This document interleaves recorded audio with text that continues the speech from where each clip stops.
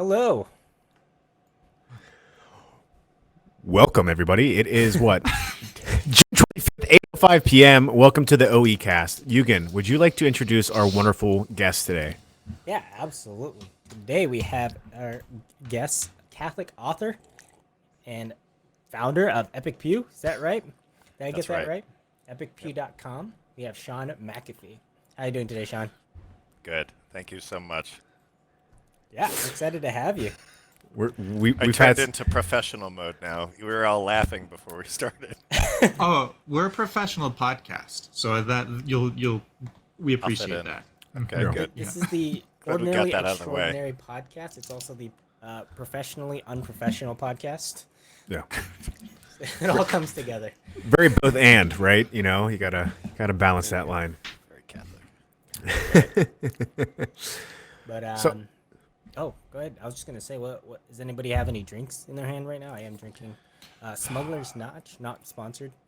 I've got hand sanitizer.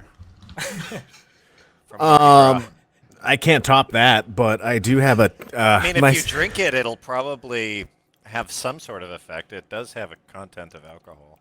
I've In fact, seen ethyl alcohol, ethanol. I knew an Ethel once. Tin cup, bourbon. What was that face for there, Sean? Just that I It have a looks little bug. good. It's Plus, very it's good. a good movie. Tin Cup. It's a good movie. Yeah, I have a bourbon as well. It's maple bourbon. Should we start over so I can get a drink?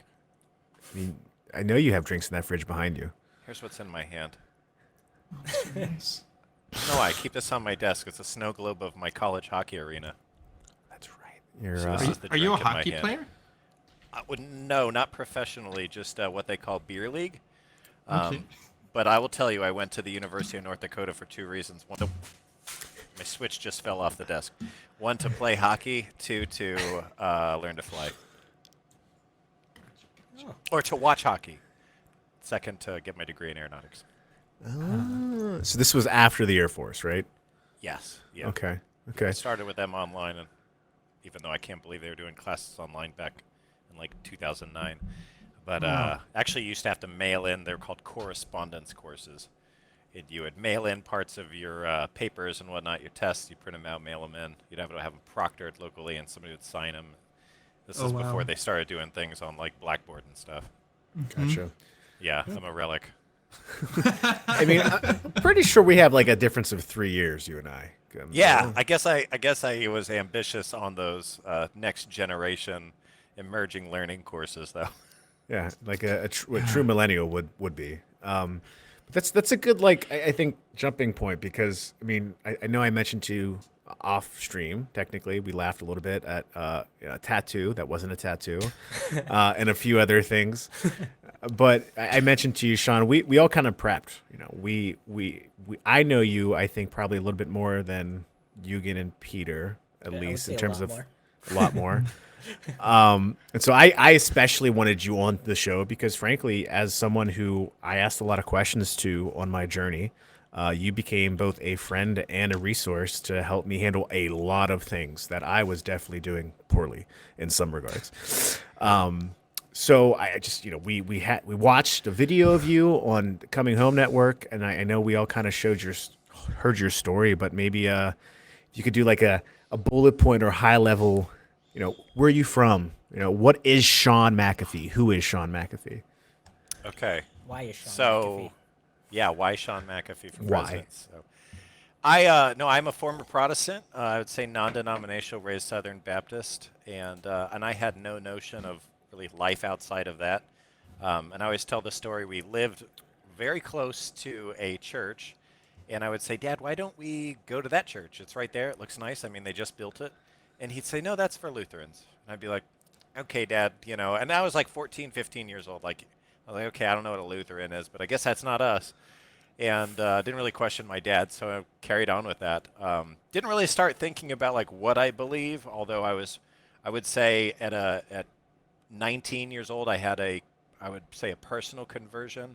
After a life growing up in church, I had a personal conversion to Christ. And after that, after I had gotten married, my wife, she bought me this apologetics Bible, and I was like, what is this? And Of course, I learned what apologetics is, even though it was a Protestant resource. NIV. I would say, really, I would say questions to defend, like maybe the God's existence, but maybe not anything to defend what Protestants believe about baptism or anything. But it got me asking those questions anyways. And then I found a friend after I moved to Omaha, and he said, "Are you, because it was actually a psychologist that I was seeing at the time, and he said, well, what denomination are you? I said, I was raised Southern Baptist and non-denominational. And I said, what are you? And he said, I'm Catholic. And I just wanted to challenge him, just wanted to see what he would say, just because I'm me. And he says, well, and I said, should I become a Catholic? And he was like, well, I don't think you need to be a Catholic, but I do believe you should, because we possess the fullness of the faith. And he explained what that meant. There are items that Protestants, even if you don't see yourself as a Protestant, so they reject. That Christians have believed since the time of the apostles. And I was like, no way. I mean, like, what are you talking about? He was like, well, what do you believe about baptism? And we would go on from subject to subject. Mm-hmm. And of course, I would argue with him for weeks. And he would have these brilliant arguments against mine. Great references to the Bible. And he would talk about the church fathers. Well, I would go home and pick through my books because I had a bit of a library.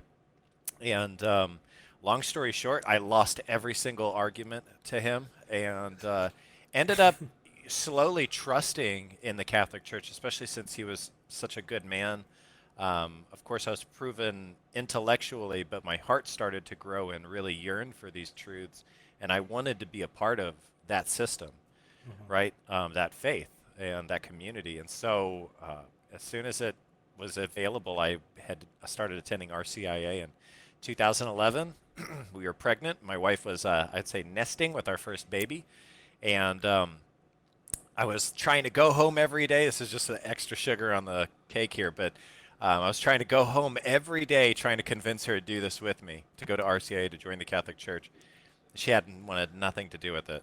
She was introducing a baby to the world. She's like, we can't just stop and like uproot ourselves, And she had a great argument. I mean, take your time, right?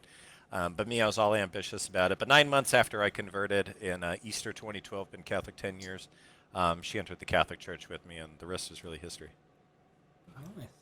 Funny thing is, 2011, as soon as, like, those significant years, right? 2011, I was in Japan. That's when I had my conversion as well.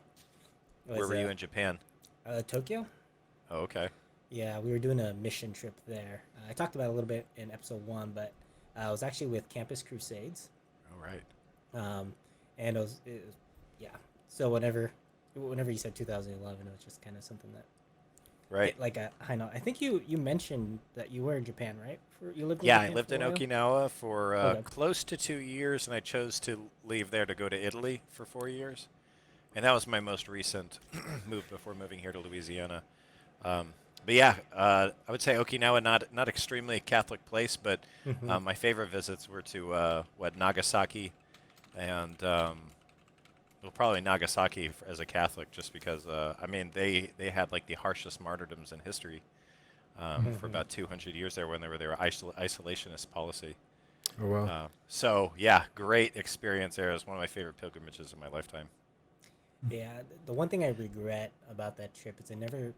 Because at that time I was not really Catholic, is I didn't get a chance to see the Catholic Church in Tokyo. I forget what part of Tokyo it is, but there is a Catholic church there. Like the cathedral. Is probably it, yeah. Yeah. Cool. I like in your interview, there's a point where you talked about where you moved to Omaha and you started seeing this Catholic friend. And I think you said in the interview on EWTN, you sat down, you turned the TV, and you saw a bunch of nuns praying, and you said, "Never," basically. Oh yeah, I usually include that in my story. I was trying to be quick with it, but yeah, we had just rolled into Omaha. There's a trailer on our back. We had driven from Alaska to take a job with the Army. They're the Corps of Engineers, and we get into like a Best Western or something downtown. And we're just exhausted, no kids, but we're exhausted. It's hard to think what exhausted meant back then at like 23 years old. But long driving and many hours on the road. And I turn on the TV. My wife's going to get a pizza or something. And yeah, it popped right on to Channel 4 or something, EWTN, and they're praying the rosary. and I remember pointing the remote controller, and maybe audibly, but I know I said it to myself. I said, never. I will never join that religion. And maybe I even said something like God-forsaken, but it was just like dramatic. But at that point, I was super arrogant. I had a few years of studying, I would say Protestant biblical theology courses, and like I said, studying from that side apologetics, and it just it could never be. But the minute you say never to God, Yeah. Yeah. The reason why I bring that up is because that hit me because I've shared this story with you, Shaun. I grew up Catholic, walked away in many ways, was far away from God, and it wasn't until my wife kind of came into my life, and I knew her for years, but we started to come closer, and she's Baptist, grew up that way, and she started to challenge me, bring me closer to the Lord. And we were married for a few years, and we were together with a few friends, and I told my friends like, "Oh, I will never go back home to the Catholic Church. I never go back." And that's come up too in our conversations with her and I. And like when that happened, I was like, "Oh my gosh!" Like that idea kind of hit me in a way where I'm like, "Oh, there's some parallels there between you and I and that journey." Besides the fact that I started there, but walked a good bit away, so to say. But never thought I'd be back. yeah, In this place thanks be now. to God, you are. Yeah, I'm grateful, and it's funny because I was eager too, and I know you and I've had a lot of conversations about how to approach things, right? And you've been a good mentor in that because you're very wise and loving in the lessons you've given me, and I I know that I could have, and I tell this to other people who are interested but are coming from a Protestant background. I'm like, go slower. um, I went deep into the intellectual history, and I was utterly convinced based on a lot of things, but I was living in such sin too that I was at a place where I knew that if I didn't make a change drastically soon, I didn't like where I was going to go. Right. And I still say that with that was me. I think there was a quote by like John Henry Newman where he says maybe Newman or Chesterton, one or the other. One's a saint, one's not. But But besides that, basically. besides that, but I think it was Newman. But basically, like there's like kind of like no perfect time to do something. And as I was kind of wrestling with these ideas, I was like, okay, I need to not be such a jerk in how I was handling certain things, but I knew that this was something I needed for my own salvation too, and my soul. Was that some lightning back there? So I think You I saw, heard that? I saw it, but That was loud. We got to check the video here. when we get yeah, this it was published. it was blue. It was blue. Black Yeah, background. it was loud, even though I've got like noise canceling. Okay. Tender story with lightning at the end. It's like a Celine Dion video. Well, we'll get the music going. I'm curious though, like with the way you grew up. I don't think I heard you hit on anything specific in your interview, but what were any big misconceptions you might have had about the Catholic Church that you kind of had to really wrestle with, so to speak? You know, kind of like I pointed out. Now I'll answer your question, but kind of like I pointed out, I can't fully feed you a great answer because I had no notions of the Catholic Church growing up. It wasn't really until I became an adult and started saying, why do I believe what I believe, and why won't I do everybody else? Why won't I join another religion, right? And I think I saw Catholicism, like many Protestants, as a separate Christian religion. Maybe they think they're Christian, or they're just super hyper Christians, or I don't know what. I started going to Life Teen whenever I was 16, lo and behold. But I went there to hang out with friends, And actually, what's really cool is this guy who was just ordained. I should have saved that to the end because it would have been more tender, but he was just ordained this year. Okay. And he brings me to the side. This is like 15 years ago. I mean, how long ago was high school? 20 years ago. And he puts his hand on my shoulder and he's like, Shaun, I just want to let you know, I know you're not Catholic, but if you ever have any questions about what Catholic believes or why we're doing what we do, just let me know and we can get it answered, or we can go talk to a priest. And I was like, okay, sure, buddy. But it always stuck with me that he just wanted it to be my time, Right. And even though he was, I think he was 2 years younger than me, he was probably even too young, I'll say, to very energetic about the Lord. But I bet in a theological capacity, he was probably too young to understand that it's really the Spirit that does that work anyways. Now he might have had some notion of that, but it's so much more true whenever you live it out and see it in other people and have some years and see it as an adult. But it always stuck out to me that that was the way that it could be with the Catholic Church, is I could do it whenever I'm ready. So I kept it in mind, and I had a great first impression. I never put a lot of equity or stock into the pre-scandals. Lightning. Good Lord, guys, that's pretty loud. I heard that. Yeah. Yeah, it's getting exciting. It's getting Yeah. exciting. The story's getting exciting. I never, right as I said, pre-scandals too. I never put a lot of stock into that stuff, and that was huge back in the early 2000s when those stories started coming out and people were leaving the Catholic Church. Of course, that wasn't us. So those were not items. The scandal stuff, that was not anything that really like pushed me away from any trust in the Catholic Church or any future interest in it. But it did lay in the back of my mind for a while. The misconceptions were the doctrinal things like Mary. Why do they worship Mary? Why do they not, bring a Bible to Mass? Even whenever I was investigating Mass, I was like, why can't you bring a Bible? Why do we have to have a weapon of mass destruction? Somebody said, oh, it's in your missal. And I was like, what do you mean missile? And I was like, why weapons of mass destruction in here? What are you talking about? I thought it was a code word.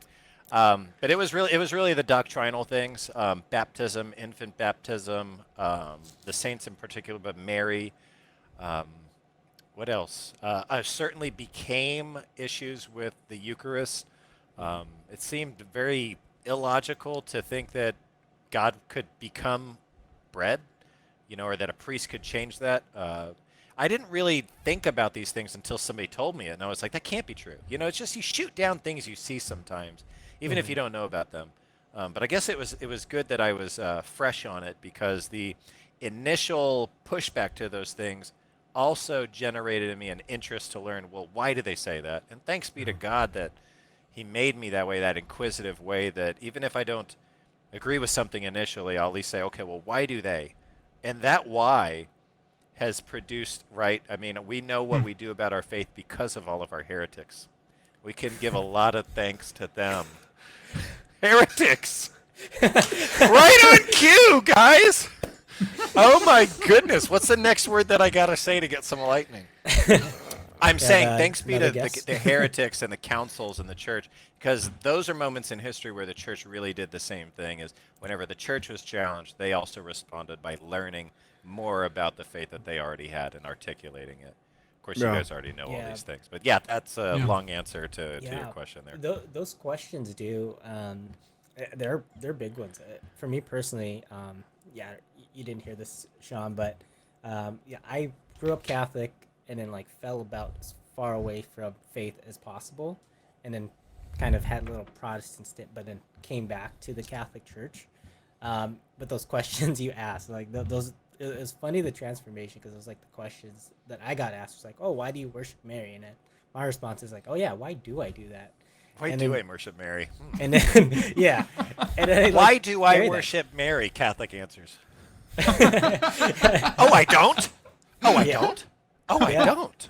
And then it was the same question that I asked again to the chaplain on my campus, UC Santa Barbara, where I went to school, and it was I actually it wasn't until then that I actually engaged those questions that I started to actually want to be Catholic again. Yeah. And it was interesting too, thinking back, because my entire time in Japan, we were going to church at some Christian church. I think it was Baptist. It might have been Baptist. But I remember whenever I thought back to it, I always felt like something was missing. Whenever we went to church, I was I always had that yearning for there was something more that needed to be there. And obviously it was my Catholic roots, that were yanking at my heart, saying you need the Eucharist, which is what ultimately brought me back to the church. Good. Yeah. It's one of those things where I felt similar ways. I felt like there was. So I wrestled with this idea, and you've studied this, Shaun, and I've talked about this before, where this very core Reformation moments of like you're saved by your faith, right? And like this Calvin notion of the grace of God being this white powdery snow that covers you, which is like this utter piece of poop. Right. Versus when I'm always going to speak towards this. If it wasn't for my wife, I never would have started back towards this journey towards God too. And there was something we talked in the last episode about like the role of woman, God always using woman to bring like a man closer to God in many ways, right? And I struggled with like ongoing things, and I kept wondering like, am I saved? Like, why? I believe it. Like I felt like there was just this deep something was still conflicted in me, and I eventually learned to come see that in many ways to just something I think your psychologist friend said to you, which is like there's tools. There's these kind of tools that are core to building you in the faith, and it's not this one stop. All right, you're done, but this as you phrased it, I think in the last episode, like what is your next conversion on?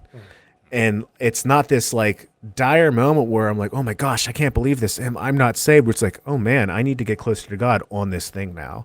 And I'm like perpetually seeing it as this lifelong journey to get closer and closer. And I think you said something similar to Mark on the EWTN of like, there's many things I'm still not okay on or something like that. And it's just like, my wife will gladly tell you where I could still get better. And like, it's just one of those things where I look forward to now working with my priest, working with him in the sacrament of confession, and just like as a spiritual advice and like all that stuff is like, there was this, there's like a core notion. And again, I personally could have a bias. I know, cause I have these Catholic roots, I could have a unique experience. Doesn't explain everyone's experience, but it was something that, as I came back home, like there was like I mentioned this, like so many problematic sins I was truly able to like confess and let go of, and like just the change in my health overall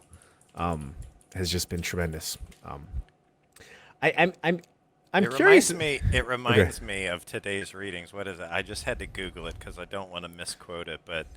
Or I mean, I guess tomorrow's reading. What is it? It's from Galatians, right? Why does the USCCB website? Oh, it's tomorrow. Hold up, guys. This is worth it because it's exactly what you're saying is the freedom. Yeah, brother and sister, for freedom, Christ for.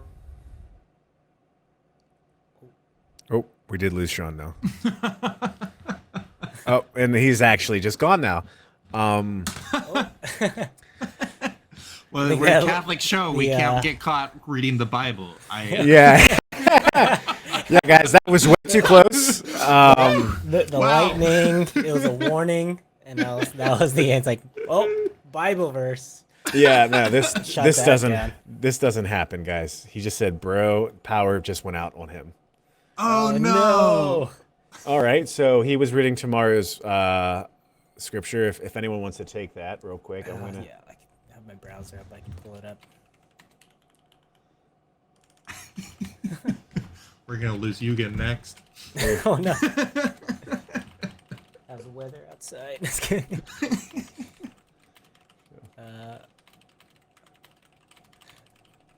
Oh wow. I just let him know what you said.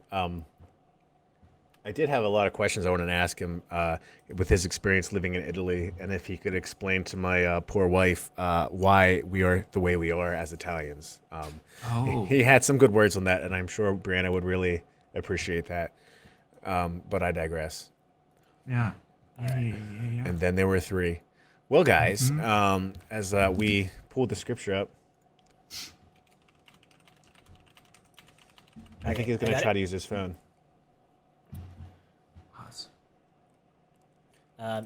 Should we wait for Shaun, or do you want me to go ahead and?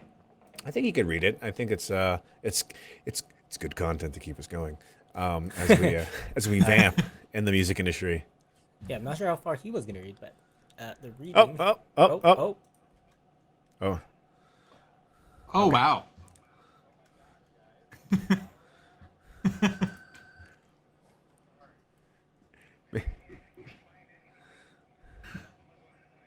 Do you have headphones?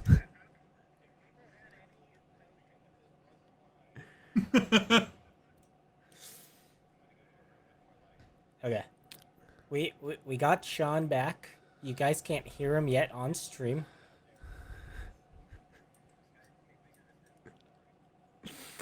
You're good. It's quite all this right. is good. People are enjoying it. This is how we take things. I would say if you have headphones, that would probably be perfect because we can hear each other and the echo. I can see you, Yes. but I can hear us. It does.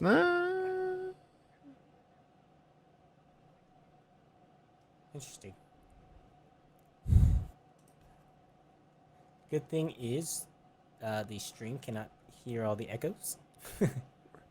The stream cuts out the echoes? You're good? No. Okay, hold on. I think we're...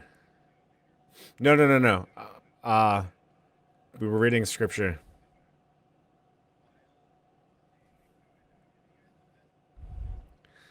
I guess we should ask this. Are you safe? Okay. Okay. Okay. I'm gonna throw this.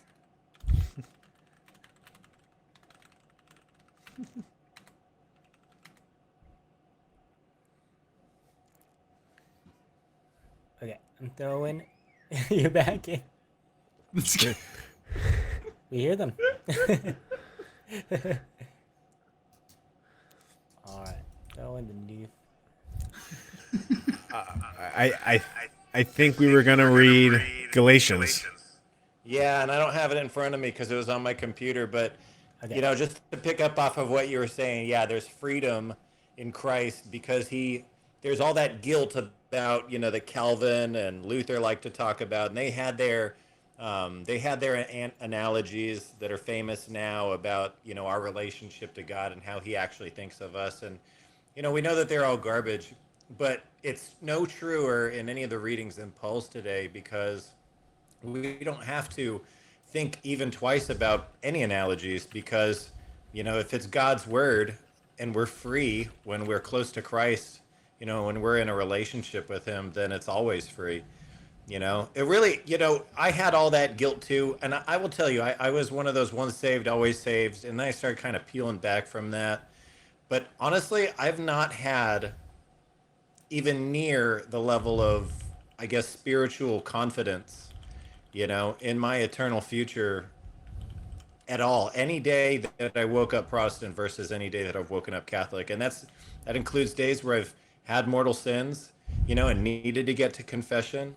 Because I believe that the Catholic Church honestly offers just significantly more credibility in its teachings that boost my confidence, especially in the sacraments. There is a much clearer path to heaven in the Catholic Church than there ever was in my Protestant life. I mean, I would agree with my health and mentality. On a lot of that, I think, given the background and journey that God brought me on, and God gave me my wife, I think of and again, I don't know, Eugene, are we good on the echo? I muted Sean's source right now, so it's not hitting the OBS. Okay. But we'll hear Okay. it, but it won't be on stream. I was gonna say, just as a tip, Sean, if you do have headphones, maybe not, but it's okay. It's good. But yeah, there we go. So it's one of those things where I became so deeply impassioned in the I was at the church I was going to before here in Clarion, my father-in-law's church, and we were listening to a lot of sermons on Acts and just the church being one and the church being unified. And I think like 2020 overall just kind of, I think, shattered a lot of cultural / nationalistic ideologies that I was attached to as an average American, like libertarian notions, very modern neoliberal notions of what the American was, and realizing a couple things like a need for authority and a need for unity. And I think a lot of those things made me passionate. Like I was having a conversation, gosh, my cousin Alex, probably last, not this spring, but the spring before it with him. I was like, I would love to play a part in like unifying the church. And we all grew up Catholic. He's like, oh, well, then just be Catholic. And I was just like, I was like, well, that's not what I mean. And then like by the end of that summer, that's the path I was on. And I've hinted at it a couple times, but like I mentioned this before. I dealt with chronic health issues for a long time, and I kept seeking comfort over bearing the cross for a long time, and that comfort resulted in me intensely seeking the release that medical marijuana brought me. And it was all because medical marijuana was safe and all these things. And like, I could tell as every month went by, I was getting worse and worse mentally. And then I've shared this story before. I remember one night having a horrible health experience, having a horrible guilt feeling about where I was with the use of the medical marijuana, and just not feeling right mentally, spiritually. Finally, I was experimenting with like going back to the Hail Mary and the Rosary for a bit now, but like having this just intense moment while praying the Rosary that just kind of made me go, "Oh, this is done. Like I know the direction I need to go on." And I say all that because like the journey that started it all, the thing that started it all, which is like my passion for the church being one again. Like, you have a background coming from Baptist world, coming from the Protestant world, and you're deeply convicted, I would say rightly so, of the Orthodox way. What do you see as prospects for like ecumenical dialogue, ecumenical unification in the country, in the American church? Like, what are things that drive you in regards to those types of topics, given your background and given where you're at now? Yeah, good question. I'm doing that while I'm trying to balance getting online again. So I'd say internet connection is good, especially in the modern world. We got our power back on, so I've got to wait for my router to catch up. I've actually written extensively on ecumenism. But I might not be very smart on your answer, just because that there's so much that goes into ecumenical dialogue. But of course, we're looking for practical, tips.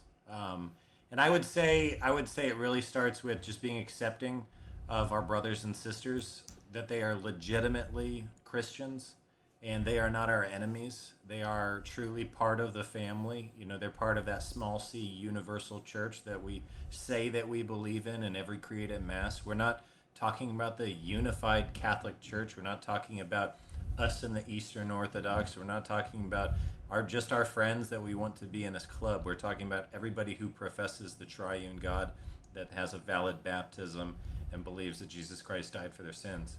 Right? These are the ingredients of our faith that matter the most. So I would say that is really where it starts, because when you really accept that, it provides that person with a mentality that says, okay, well, we're not against each other. We can work together. And I think that's where the unity comes from, or will derive from, is that proper mentality about the actual state of Protestants as true believers, true Christians. Yeah.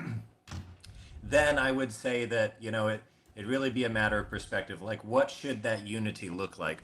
Whenever the East came back to the, I'll say East came back to the West, whenever the East and West were reunified hundreds of years ago,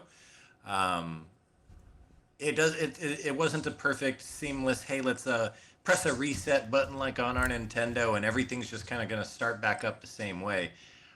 They have their own kind of autocratic authorities, or autonomous authorities, but they still ascend to the Supreme Pontiff, right? They even have some extra canonical books, but they still believe in the 73 books in the Bible that all Christians, well, not all Christians, that at least Catholics use, right? Latin Rite Catholics use. So what I'm getting to is understanding that. Oh, oh. We lost Shaun again. Oh. We lost you when you said what I'm getting to. If you can hear us, and we still can't hear you, but we do have a nice, beautiful shot of your face. Everyone in chat can see that. If we can get some hearts, maybe some hearts for Shaun's very intense demeanor at the moment. I'm guessing his router kicked in and his phone reconnected to the router. That makes a lot of sense. That makes a lot of Yeah. sense. I really like that answer. And I'm going to ask for clarification, but I assume what he means there being like the autocratic nature of things, like the other rights, like the Chaldean right, the Eastern. We hear you. The Eastern. We hear you. Yeah, should I pretend I'm froze? Just don't move. Oh my gosh, this is so. Ooh, remix. Give me 15 seconds to get into it on my browser. no worries. Okay, I'm so No. sorry. We love you, and it's all good. I didn't hear any of that. Like, for some reason, Shaun, you completely disappeared on my end. So I just missed the past like 3 minutes. I thought we lost Shaun again, but then I saw Eugene and Joyful just nodding along, listening, and it was like, what's going on? What are we listening to, friends? You're just enjoying the silence, or just sitting in the silence and meditating. Yeah, we were. Yeah, we had a res out. Could nobody heard hear you. me? Yeah, I no, it heard was you, just on yeah. my end. Yeah. It's all good. Yeah, so that's. Okay, I'm getting in. You're good. Oh, you're good. Oh. But yeah, that's the one I'm assuming he was talking about is like the how those different rights within the church have their own patriarch, but that patriarch still has an appreciation of the authority of the chair of Peter, so to say. Not you, Peter, because well, we know why, but the other Peter. Listen, I am a great authority. Don't you doubt me. I've seen how you run your factory in Factorio or Factorii. Satisfactory, and I would satisfactorily say that I would never want to work with you in a factory. But Why do you say that? Wait, what's wrong with my factory? you automated all your labor and you're not paying just wages to anyone? I am the only employee. There's nobody's asked to work for me. Listen. Shaun thinks he ends, but he's not in. We do not see you. This is all good. We have this so early on in the show's history. This is a great technical experience for us. I'm not going to edit any of this out. You can just say all this is going it's fine. live. Oh, Yeah. perfect. We Yes, are I guess doing let's- this live. This is what we expect with live. Yesterday during Game of Favorites, we were reminiscing about some of the milestone moments of our history. Now we're having milestones here. It's nice. It's it's a feature. My GPU is at 1,000%. I'm kidding. I think if there's multiple reasons why, and just so chat knows, we're using a technology that isn't really cooperating with my base browser or Firefox, and I might have to download Chrome. But there's a lot of reasons why I'm nothing against really Google per se, but just where I'm like, I don't know if I want to bring. Peter's eyes just lit up there, so he might have something about Google, but. you can now I want to know, Peter, what is it about Google that I you were just about? don't trust them. I mean, I remember at one point they used to have their code of ethics for a long time was something like "Don't be evil," and they were like, "What else do you need beyond don't be evil?" And I'm like, "Well, what do you mean by that? That would be what we would want to know." Because I What don't. we do. I'm just kidding. Yeah, no. You don't have to. You don't have to be nice to Google as far as I'm concerned.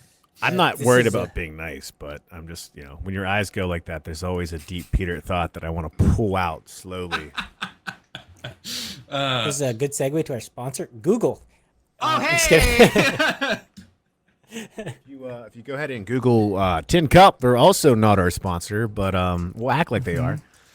I would take that. I'd take a Tin Cup sponsorship. It's pretty good. Yeah. It's like that Seinfeld episode where Kramer keeps drinking that one beverage And he keeps pretending he's doing advertisements for it. Side note, it says Sean's in, but we don't see him, do we? Oh wait. Oh, there he is. Oh, Welcome there he back. is. Ah! Alright, There let he me is. get Back Welcome to back. OBS. Wait, he's pulling him back in. I don't hear him yet. Here, he's coming slowly. There he is! Sean! Hello. Oh, we don't hear you. Oh, this is a treat. I now can see he sent me a private image of his desktop. I can confirm. Oh. Are you there, sir? Make sure your microphone's correctly set for the input. I thought I heard the thunder for a second, but then I think it was actually just joyful breathing.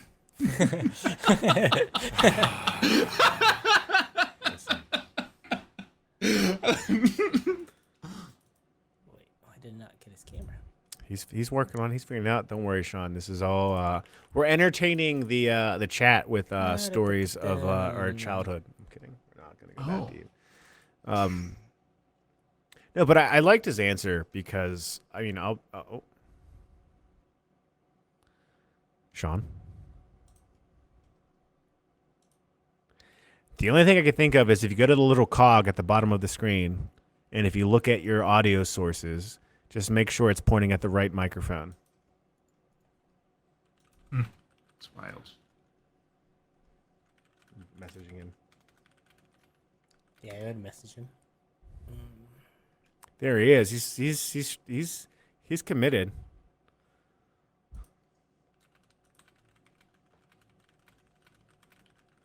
The great thing is that everyone who is lurking with their browser muted has no idea anything wrong is happening. We have perfect content for that.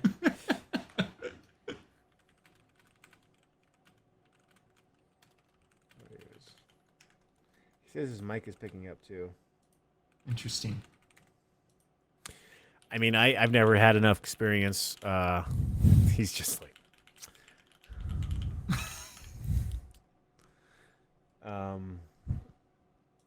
I can't imagine. What's that? Oh, I sent you a message. If you want to send it over to him, just let him know what source it's using. According to. Oh, you can see it on his end. Yeah. For the audio input or output? Yeah, the input is using that, what I sent you.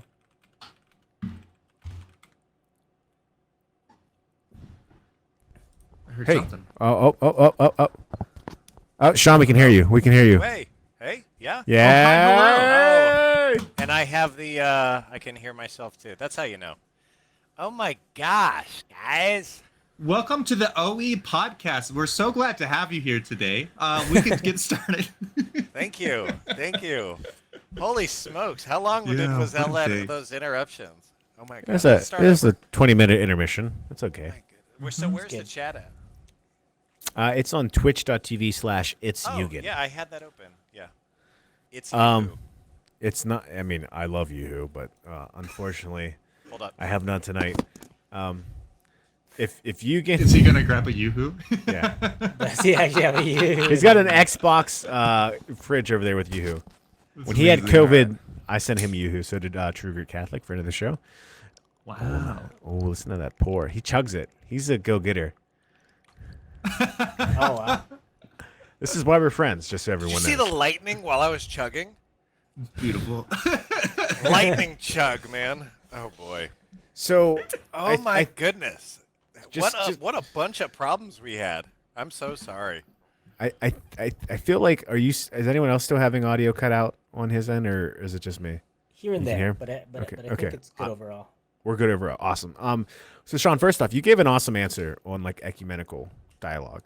I think I really loved it, and I think the one question I had, you mentioned when the Eastern churches have started to come back into unity with the rest of the church. You talked about like their own autocratic structure. Is that referring to how like the Chaldean Rite and some of the other Eastern Byzantine churches might have their own patriarch? Oh, Right. Yeah. So the Byzantines have a patriarch, Bartholomew, currently, right? And Yeah. I'm not super smart on all of this, but imagine, okay, so that's the Eastern Rite. There are other autosynchronous churches like the, um, what is it? Like there's one in Croatia. It's super famous. Why can't I remember? Um, like the Bulgarian Catholics.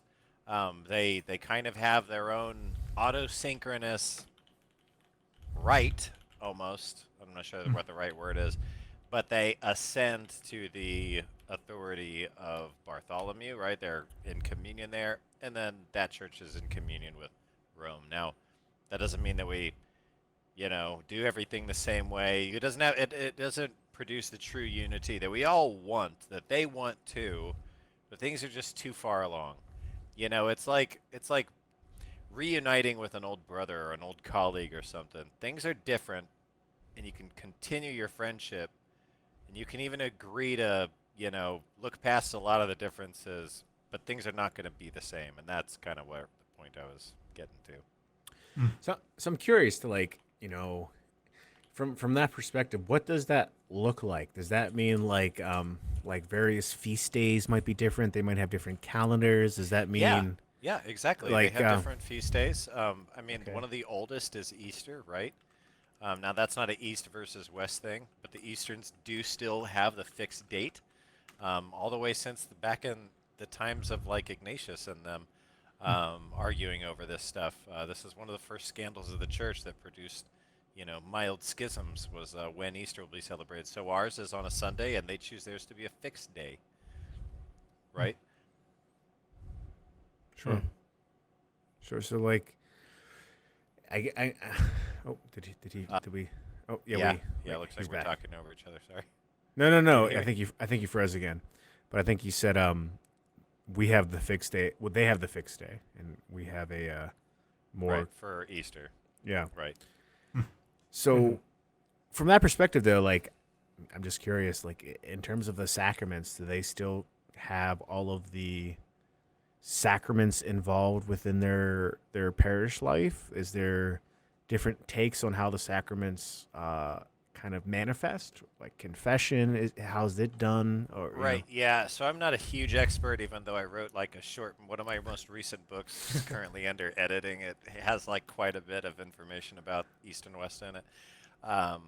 But because it's basically an encyclopedic, practical encyclopedia on all things Catholic. Okay. And so I had to cover the Eastern Rite. I had to cover Orthodoxy and what are these things.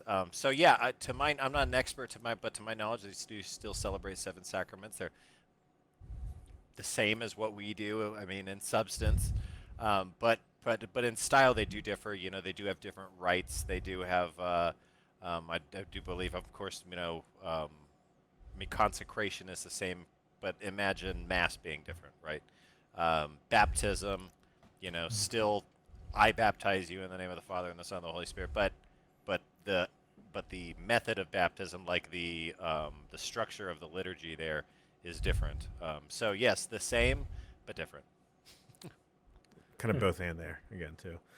I mean, so knowing all of that, and this is the theoretical mind of my end. Like, do you envision because I've seen what they've done with the was it JP2 or Benedict maybe that brought the Anglican ordinate into existence, which is like still appreciating a lot of the tradition of the Anglican Church. Like, do you potentially foresee a future where in the Western Church, similar ordinates potentially could manifest to bring some of our brothers kind of closer to unity, while still pushing for, and obviously these are things we can't speak to with any authority, but let's just is that something that you've ever thought about, I guess? I have, of course. I was like you. Like, what did you say? Like, before we had the power outage, you were like, I want to know how to get involved and how to push the dialogue, Yeah. for unity, because ecumenism is really the reason we're Christians. I mean, Yeah. people don't realize that. It's kind of a bad word to some people, but it really is like the true reason that we're Christians is because we want to be unified in Christ, right? You still got me? Yeah, we got you. Yeah. Just keep nodding. Yeah. So what I'm getting at is, yeah, I've had a lot of thoughts on that, but I think the Anglican Ordinaria thing, I think that was, I hope it wasn't unique, but I get the feeling that it could be because of what the Anglican Church is and was and how it came to be. You know, it didn't really manifest from individual breakaway priests and Augustinian monks looking at you, Luther, you know, or non clergy like Calvin, you know, just amassing people who are angry with the church and just needed something to follow anyways, you know. It came from a very unique, a very political driven, almost like it could have been saved anyways. I mean, the Anglican Reformation, the English Reformation, like almost didn't need to happen. I mean, any educated read up on Anglicanism and Henry VIII. Henry VIII actually defended the sacraments. He has like a pretty good defense of the seven sacraments from his Catholic time. And it wasn't, you know, I mean, we all know the history there, so I don't need to regurgitate it, but it kind of didn't need to happen. It was very political. The break was a lot of, you know, him and the cronies. And I feel so, I mean, long story short, I feel like the only answer to that for me is that it's probably unique because of what the Anglican Church is and where it came from, whereas everybody else is kind of divisions amongst divisions. You know, Episcopalians, I mean, they've got even their, you know, differences and their, although they're somewhat unified.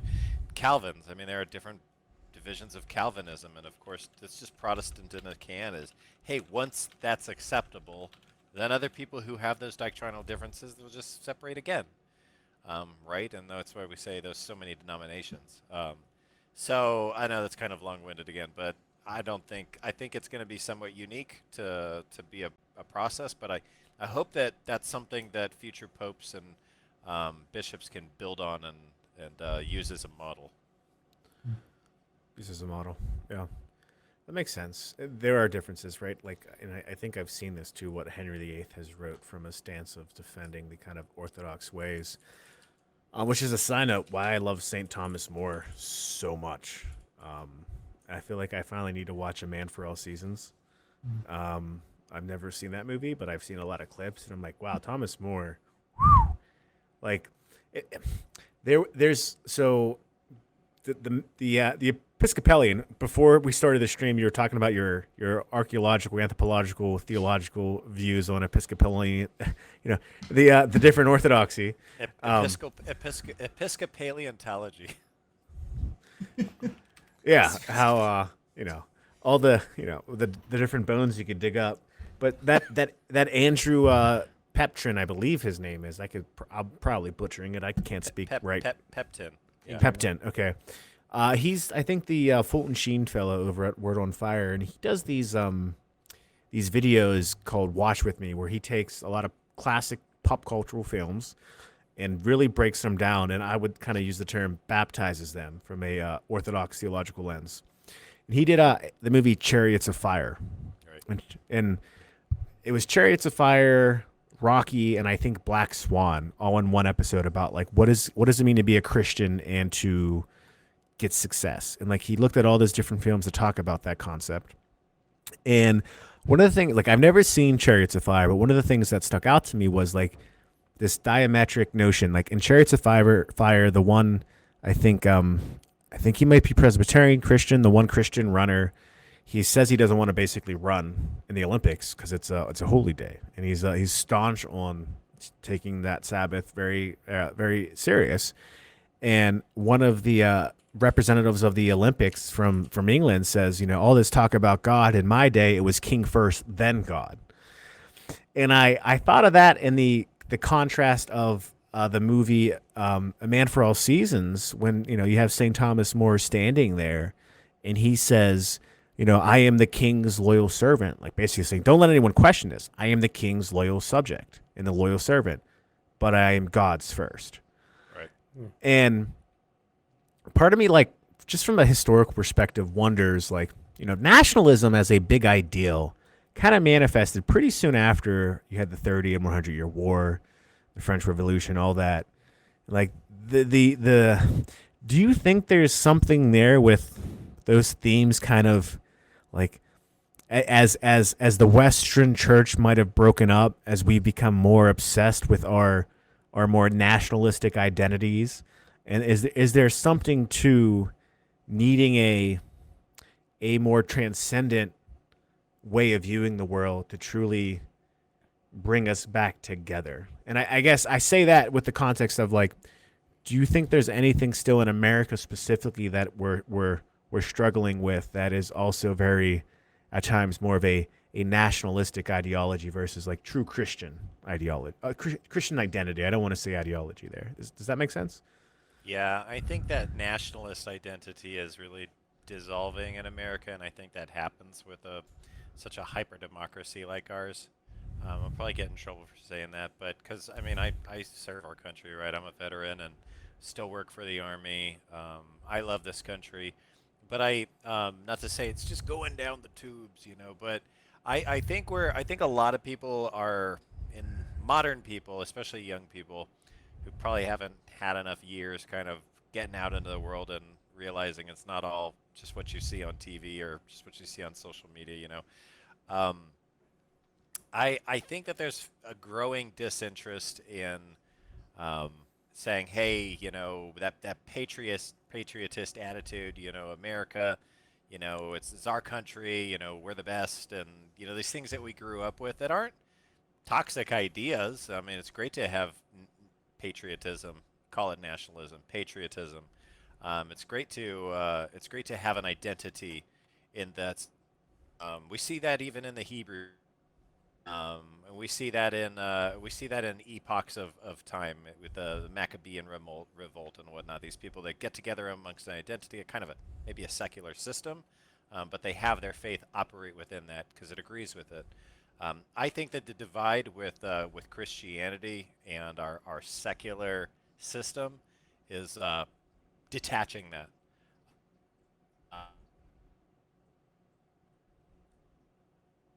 Oh, I think we lost him again. Him.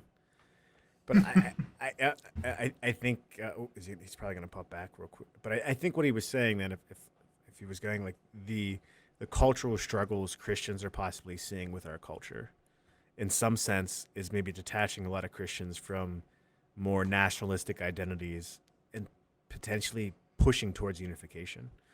I don't know if that's where he was going with it, and don't fact check me on this. We can ask him.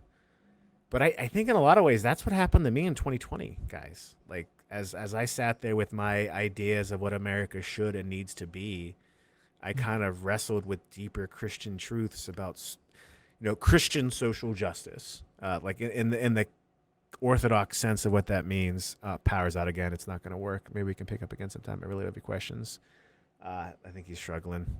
Yeah, That's unfortunate. It is unfortunate because it was really good. Louisiana, that's a bummer. Tell him he's gonna miss the half of the show where we play Rocket League. I'm messaging him now. yeah, it's unfortunate. But I don't know if any of you guys have kind of felt that or thought that. And I would just add, like, Brianna's been reading a really cool book on, like, the dialogue between the Baptists and the Catholic community in America for a long time.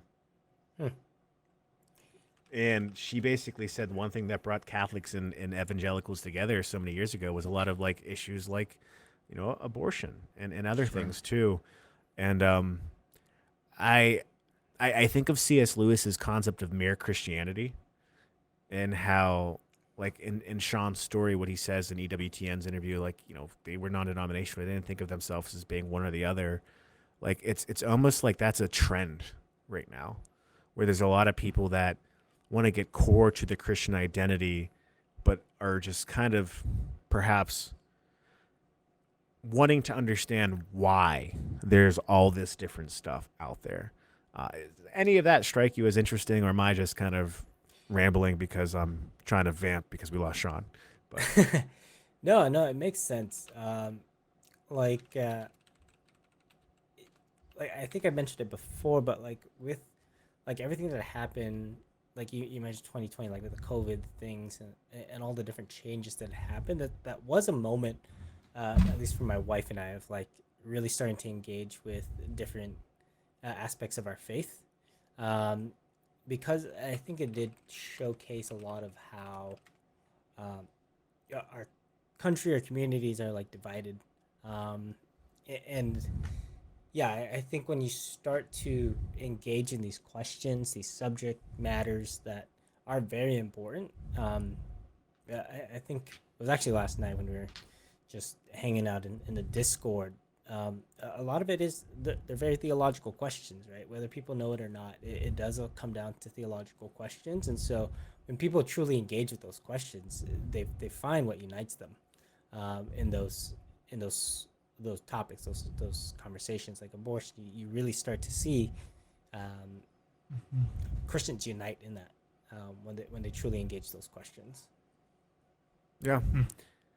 Um, I know that can be maybe not a tough subject for us, but just a very recent subject. But like, I never thought I'd come where I was on my views on that. Even when I started coming back to the Lord, Mm-hmm. 6, 7 years ago, I still held on to those concepts of like, well, it's is it up to me?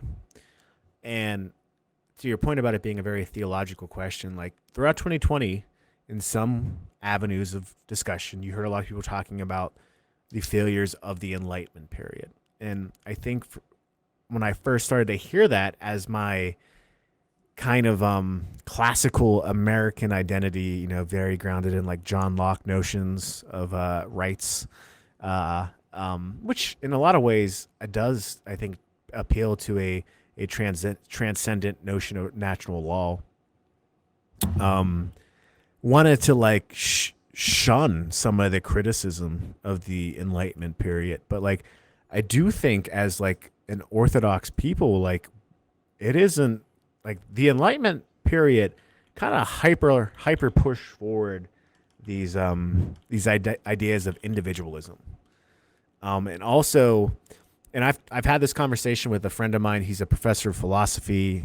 He's been a mentor in many ways, and we don't necessarily see eye to eye in all things, but he's a very honest thinker. And he just said, like, in that time period, you kind of had this like, okay, we're about 200 years away after the Reformation, so like the schism starting to happen a long time beforehand, and now you start to have this development of ideologies that aren't transcendent, but they're trying to kind of codify a lot of the already existent morality within the culture, which is a Christian culture.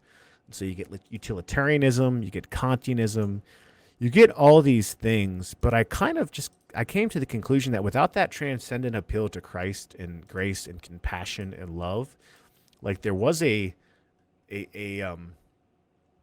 something extremely important missing. And I shared this with you, Peter, many months ago when you and I were hanging out, and you were like, "Hey, it's going to be a great idea to get you on Game of Favorites," and then you were like, "Never again."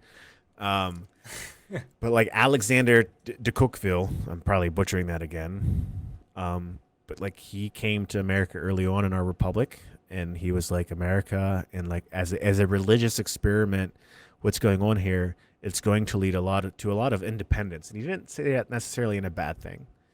But he did question how these different identities, because they were so non-intentionally, coming from religious civil war in Europe, very different.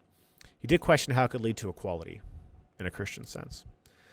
And like I think that's what happened to me. Like I kind of went down this path where I was like, I need to reject a lot of my libertarian ideals because I don't think they're true. And I kind of realized that, like, and I just saw something from the Vatican today, by the way, which is like, these issues of life aren't individual rights. They're social matters. And when I hear that, I think they're mutual rights is kind of the term that comes to my mind to bring it back to what I was talking about. Like, we have mutual rights of responsibility when it comes to issues of life and the common good. And I think our culture, in this theological sense, has kind of hyper personified the individual identity and the individual way of defining who we are, when we as humans are meant for communion and community, and it's extremely hard for us to exist without that. To the point where even our pop culture and media, we love a movie where someone's like a grifter and on their own. But like, that's not really possible. Like a lot of people, even as they're tough and on their own, they still have a core group of people around them. Like we need that. Anyways, I'm rambling. We lost our guest, but it was interesting as it was going on. I don't know. So I'll stop there. Does any of that make sense to you guys? What I went down there? Yeah, it makes me think a bit. I mean, I don't know. Like it's, um, I'm trying to. There's like a lot of abstract ideas that feel. I don't know. I'm trying to get grounded here in the conversation. It's great. It's a good time. No, it reminds me a bit of. I think Focus likes to talk about RIM. Eugen, does that ring a bell for you? Did you guys talk Uh, about RIM? Relationship, like identity, mission. yeah, rest in me, and also is what it stands for. Rest in me, Oh, relationship, identity, mission. oh, I haven't heard "Rest in Me," but well, it's a nice connection. Hmm. I think my understanding is that there was a professor from Augustine Institute that came up with the acronym of RIM originally. I think. Yeah, Um, we used that. I did. I don't know if it's like generally a focus thing, but I did use it a lot as a missionary, as a Interesting. team director. Okay. It was one of those reflections that sat with me. The idea of like who we are and like how do we structure how we fit into this world is relationship, identity, mission, and in that order. Like first we have relationship, and out of our relationship comes our identity, and out of our Mm. identity comes our mission. So on a human level, like our relationship with our family and with our friends and with our community, that defines who we are, and then from there we do what we do. But also like on a spiritual level, because we are spiritual creatures, right? Like our relationship with God above and beyond anything else, like define that gives rise to who we are as children of God, and our mission to know, love, and serve Him in this life and be with Him forever in the Hmm. next, right? Yeah. Um, and as I was thinking about that, um, I was thinking about how like, well, certainly, in very broad, glossing terms, I think that in secular culture today, we see a lot of folks that stress identity first. Like, I am who I say I am, Mm. and based on that, relationships will fall out of whether you accept this identity that I have declared, and also what I do comes out of this identity, which skips a step and puts things in the wrong order.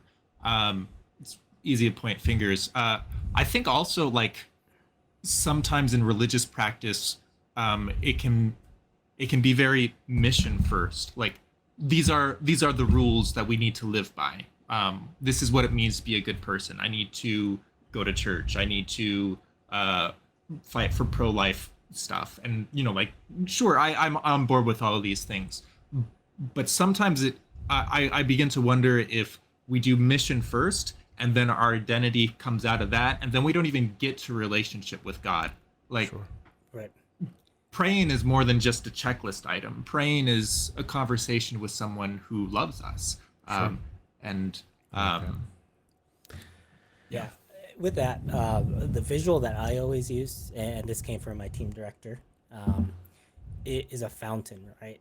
So, like, you have a three-tier fountain. So you have the top section is the relationship, then you have the middle section, identity, and the bottom is mission.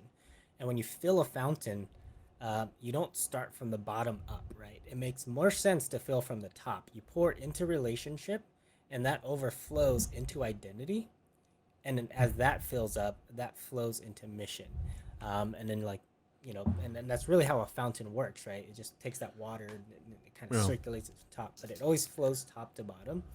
And then I think it's a very applicable thing. What you were saying, Peter, was reminding me of like what you're saying. It's like my mission.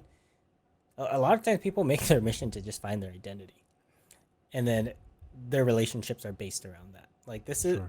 this is my identity, and I can only be friends with people based on that specific identity.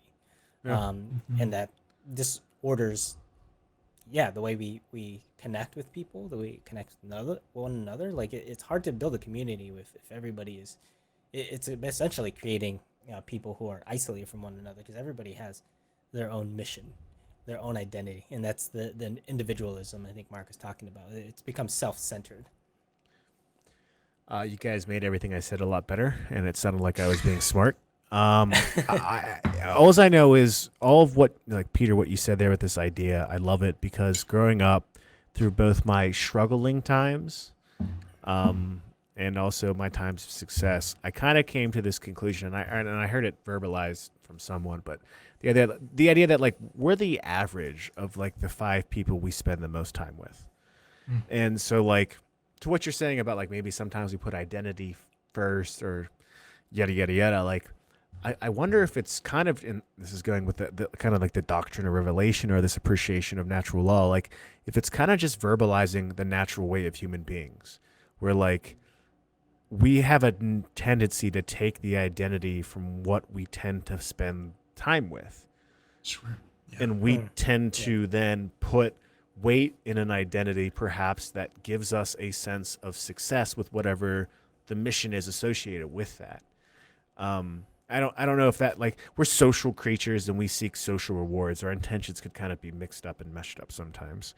But like I would agree, like I just, and Shaun just messaged me, he still doesn't have power, but like, you know, our identity comes from the Trinity. And the Trinity is 100% essentially a relationship in a lot of ways. Don't call me a heretic if I misspoke there, please correct me.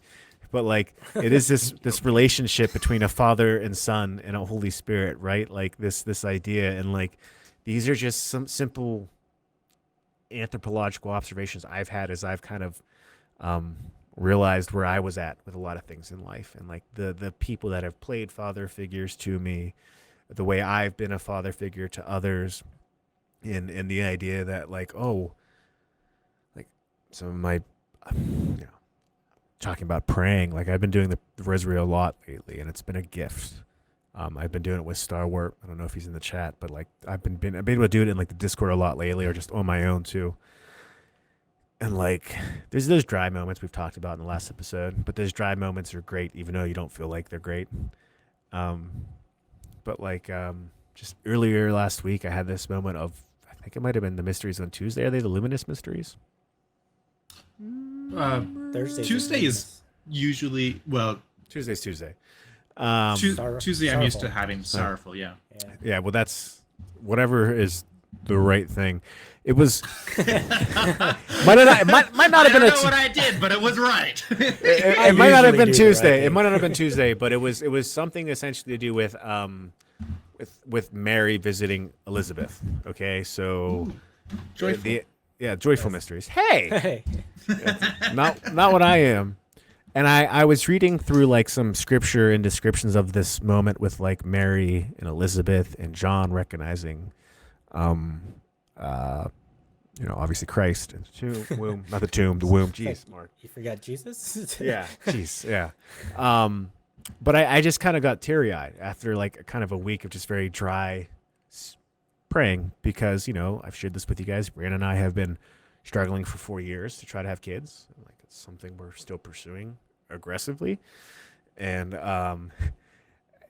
I kind of came up because one of the things that just reflected was like with Elizabeth and John, like here's a proof of like with God all things are possible, and they have this child anyways. It's like this miracle baby, right? And like I just kind of came up and shared this reflection with her, and you know it was nice and all that, and I was feeling very non-dry after kind of just a moment of just participating with what God gives us, right? Mm-hmm. And then I shared this with you guys, but like obviously with the news on Friday, I wasn't planning on going to the doctor appointment I had to go to, but I went because I had an injury. And then I just kind of randomly found out in this appointment, like, oh yeah, you have this condition that could definitely be causing why you guys can't have kids. And I was just like, oh no. And then they're like, oh yeah, we could fix it with a simple surgery. And I was like, what?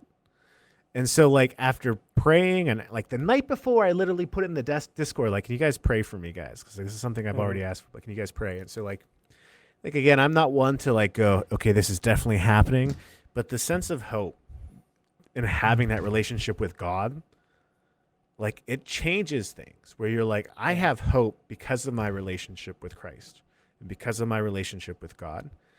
That grounds my identity because of what Christ teaches us to do. And through that, it directs my mission. And from that comes a lot of specific virtuous goals and whatever. But I think it most importantly drives how we act, right? Like that's the idea of the fruits, like how we handle these situations. And like I can struggle with all of that. like as we all can. Um, but yeah, I mean, prayer and dialogue with the Lord is something that just like unexpectedly there will be moments where he just hits you like boom. You're like, Yeah. oh, okay, I'm listening. I've always been listening, but like I'm hearing you now, if that makes sense. Maybe Yeah. it doesn't. So What you said makes me think of three things. First, it sound like based on the pattern here, I think Peter is going to have surgery in the near future as well. If Mark gets surgery, that's one thing I caught on to. Second, the second Oh thing no. is I didn't mention this in Discord, but like my wife and I wouldn't say we necessarily were like um, with NFP like act in that point of like actively trying for children, um, but it when we actually when my wife actually got pregnant, it was after we intentionally started asking God for children. It's like I kid you not, it was maybe my wife will probably correct me, but I think it was like a week after we like intentionally were like specifically in our prayer is like God give us a gift of a child, and it wasn't until we actually intentionally asked for that like it's like okay here you go. um and the third thing, just to tie it into what you're talking about as well, is like the relationship, the identity, mission. Like when I think about it, like the image I always thought about is like when you, with your parents, right? The way that you identify them as your parents is they don't necessarily go, okay, I am your like parents. It's just through the relationship you have with them. They are, raising you. They're caring for you. They're loving you. It's like that relationship itself is what like gives you your identity. And that's how we like.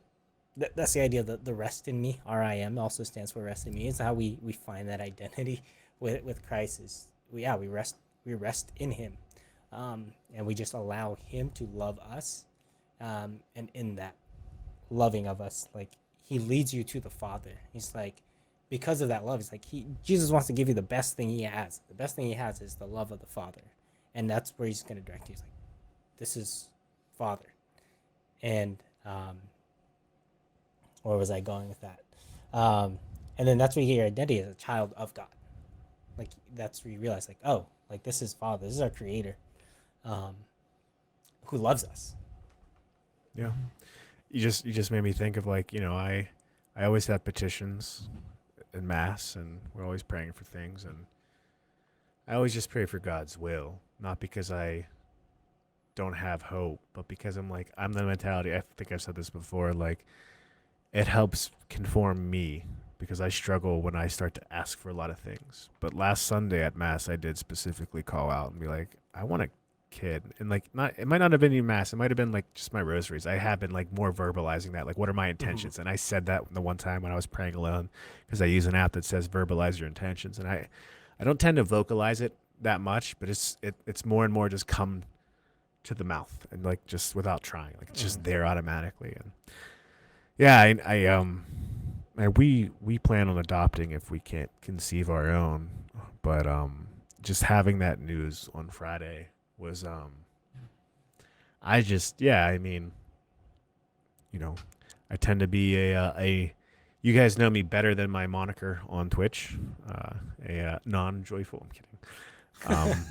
But it's true. Like we need to go to the Father. We need to live a life in prayer and live a life in communion with the Lord, and through that, allow it to drive our relationships with others. I've learned that just seeing the fruits of my relationships getting better, too. I don't want to stop y'all, but you can keep going. I have to go to the bathroom. Sounds good.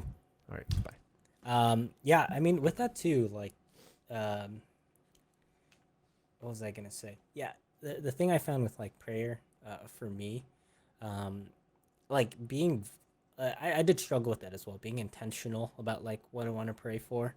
I mean, it's always good to always consider God's will above your own, but there's a gift in verbalizing and being intentional, or being specific about your intention. Like there was a class that I took with Focus. It was by actually Curtis Martin and his wife were talking about this dream journal that they have, and they actually write in there like their dreams, like being very specific, like even if it's something like ridiculous, like I want to be a movie star, and they share those dreams with one another, but because knowing that they may or may not happen, like there are certain things that happen in life, it's like that's just going to be impossible, but by vocalizing it, it becomes a gift, and that you can actually like sacrifice it, like it becomes a sacrifice and a gift to your wife. It's like it's like my like simple examples, like my dream is to have this like souped up 1993 Toyota Supra, right? But now in my state of life, I'm married, have a kid on the way, I have a son on the way, and it's like I have bigger priorities. But now I can actually say it's like, okay, this is something that I actually wanted, something I desired, but I'm actually giving that up. Like I have no plans of that happening, even though it was a desire of my heart. It's like now it's a gift that I can actually sacrifice. And in the same way with like, the same thing with like prayer, like become intentional with God, with our prayers. Like, God, this is what I want. Ultimately, cater or giving into like God's will over yours, but there's a gift in one, like if it is something God wants to give you, your will is united to God. There's a relationship there. There's like a connection there that's very important to build. But then if it's the other way around, or God's like, yeah, that's not something that you need, and that's not something I'm going to give you, there's a gift in sacrificing that to. That's a sacrifice to God, right? Which is also good. It's giving glory to God in that regard. So I think that's one of the important things about being intentional about prayer. No, and we've had a conversation with this, Peter, you, me, and Eugene before. I think when we were talking about prayer in the podcast as well, and I think my caution has always been my mentality. If I ask for something and don't hear exactly, it's not that I'm not okay with it, but I know it's a weakness, and I try to craft my spiritual life as one that curates towards, probably in not the best way, but like avoiding things that could make me struggle. Sin's not a bad thing to avoid, but like expectations with my relationship with God. And there's probably a reason why we're friends. Maybe we're friends, I don't know. Because We DTR'd. Hey man, you told your wife about us. We DTR'd. I think for our 100th anniversary episode, Ooh. we can have a DTR. What do you guys say? Episode 100. There we go. Episode Chat, you heard it here? DTR. We will DTR. That's just yeah. No, I that's something I should probably be better at, and not in a way where like, hey, you know what it is? I have this American ideal of like Janis Joplin's song Mercedes Benz. Does anyone know that song? You know that song? It's just like, oh Lord, won't you buy me a Mercedes Benz? My friends all drive Porsches. Like that type of music. Actually, like, it sounds familiar. Yeah. and like it's she had an interesting voice, and like I liked her singing, but like that culture and that like idea of like God being a vending machine, I think is problematic, extremely. Yeah. And I ultimately think too, though, like God, if He gives us relationship and gives us family, like He wants us to do those things that are aligned to His plan too. So like it's probably a little bit different asking for a kid versus asking for a killer TV and a Mercedes Benz, But A little bit. yeah, a little bit. Yeah. Peter's like, maybe not here. No, I I don't know, just have my gears turning. Like I think I tend not to have very specific intentions in my prayers or ask for things, and I think it's very much because I don't want to treat God like a vending machine, right? And Yeah. And that puts me in a headspace where I mean, I don't know. Like, I think my relationship with God can sort of become something like, oh, no, I don't need anything. I'm okay, God. Thanks. And God's like, no, you literally need me. Yeah. Like, you can't just say you don't need anything. That's not how this works. So I wonder, like, certainly don't treat God like a vending machine. That's important. But also, like, God wants to be a part of our lives, both the ordinary and extraordinary desires of our hearts, you know? Like, so just bringing all of that to God and saying, um, I've always kind of been interested in looking into Augustinian spirituality, which is why I've been researching Luther. No. um, but like, Augustine's quote of "You made us for yourself, O Lord, and our hearts are restless until they rest in you." Like there's this, there's the strong sense of our desires point towards God. Sometimes, like, we get our desires in the wrong order, but like if we bring our desires to God and ask Him to help us sort them out, like. If we don't talk to God about the tugs on our heart, like He can't tug on our heart, Right. you know? Yeah. I was gonna say, like, I think there's a different way. There's just asking God for something, and then there's like prayerfully asking for something, right? So I think prayerfully asking for something is kind of engaging with it, and what you just said was kind of where I think what my thinking was as well. It's like when you ask for those, like, when you vocalize those desires, it does tell you a little bit about yourself, right? True. Like if I'm like, like if I'm still, I am very disordered, but like depending on how disordered said it you here. are, like I'll just go back We're to rebranding to the Disordered Podcast. going back Ooh. going back to the example of the Toyota Supra, right? Like that was a car that I wanted for a long time, back in the day. But it's like if I'm still continuing to desire that, there's this level of like disorder, right? If I like, like let's say down the line something that my kid needs, and it's like I'm still desiring more so as Toyota Supra over like, oh yeah, my son really needs, like, I don't know, a new car seat or something like that. Then there's a certain disorder there that needs to be kind of prayerfully addressed, right? And I think that's also part of that is when we are expressing intentionally our desires. It reveals a lot about us. Well, it's like, oh, go ahead. I'm sorry. Oh, I mean, I'm gonna write down my points so I don't forget it. And now the floor is all yours. I was just gonna say that's good because I'm gonna forget mine if I don't say them. That's how I work. So it's like three things. When you said Toyota Supra, there, I thought that was a Latin term. I was like, "Ooh, what's this?"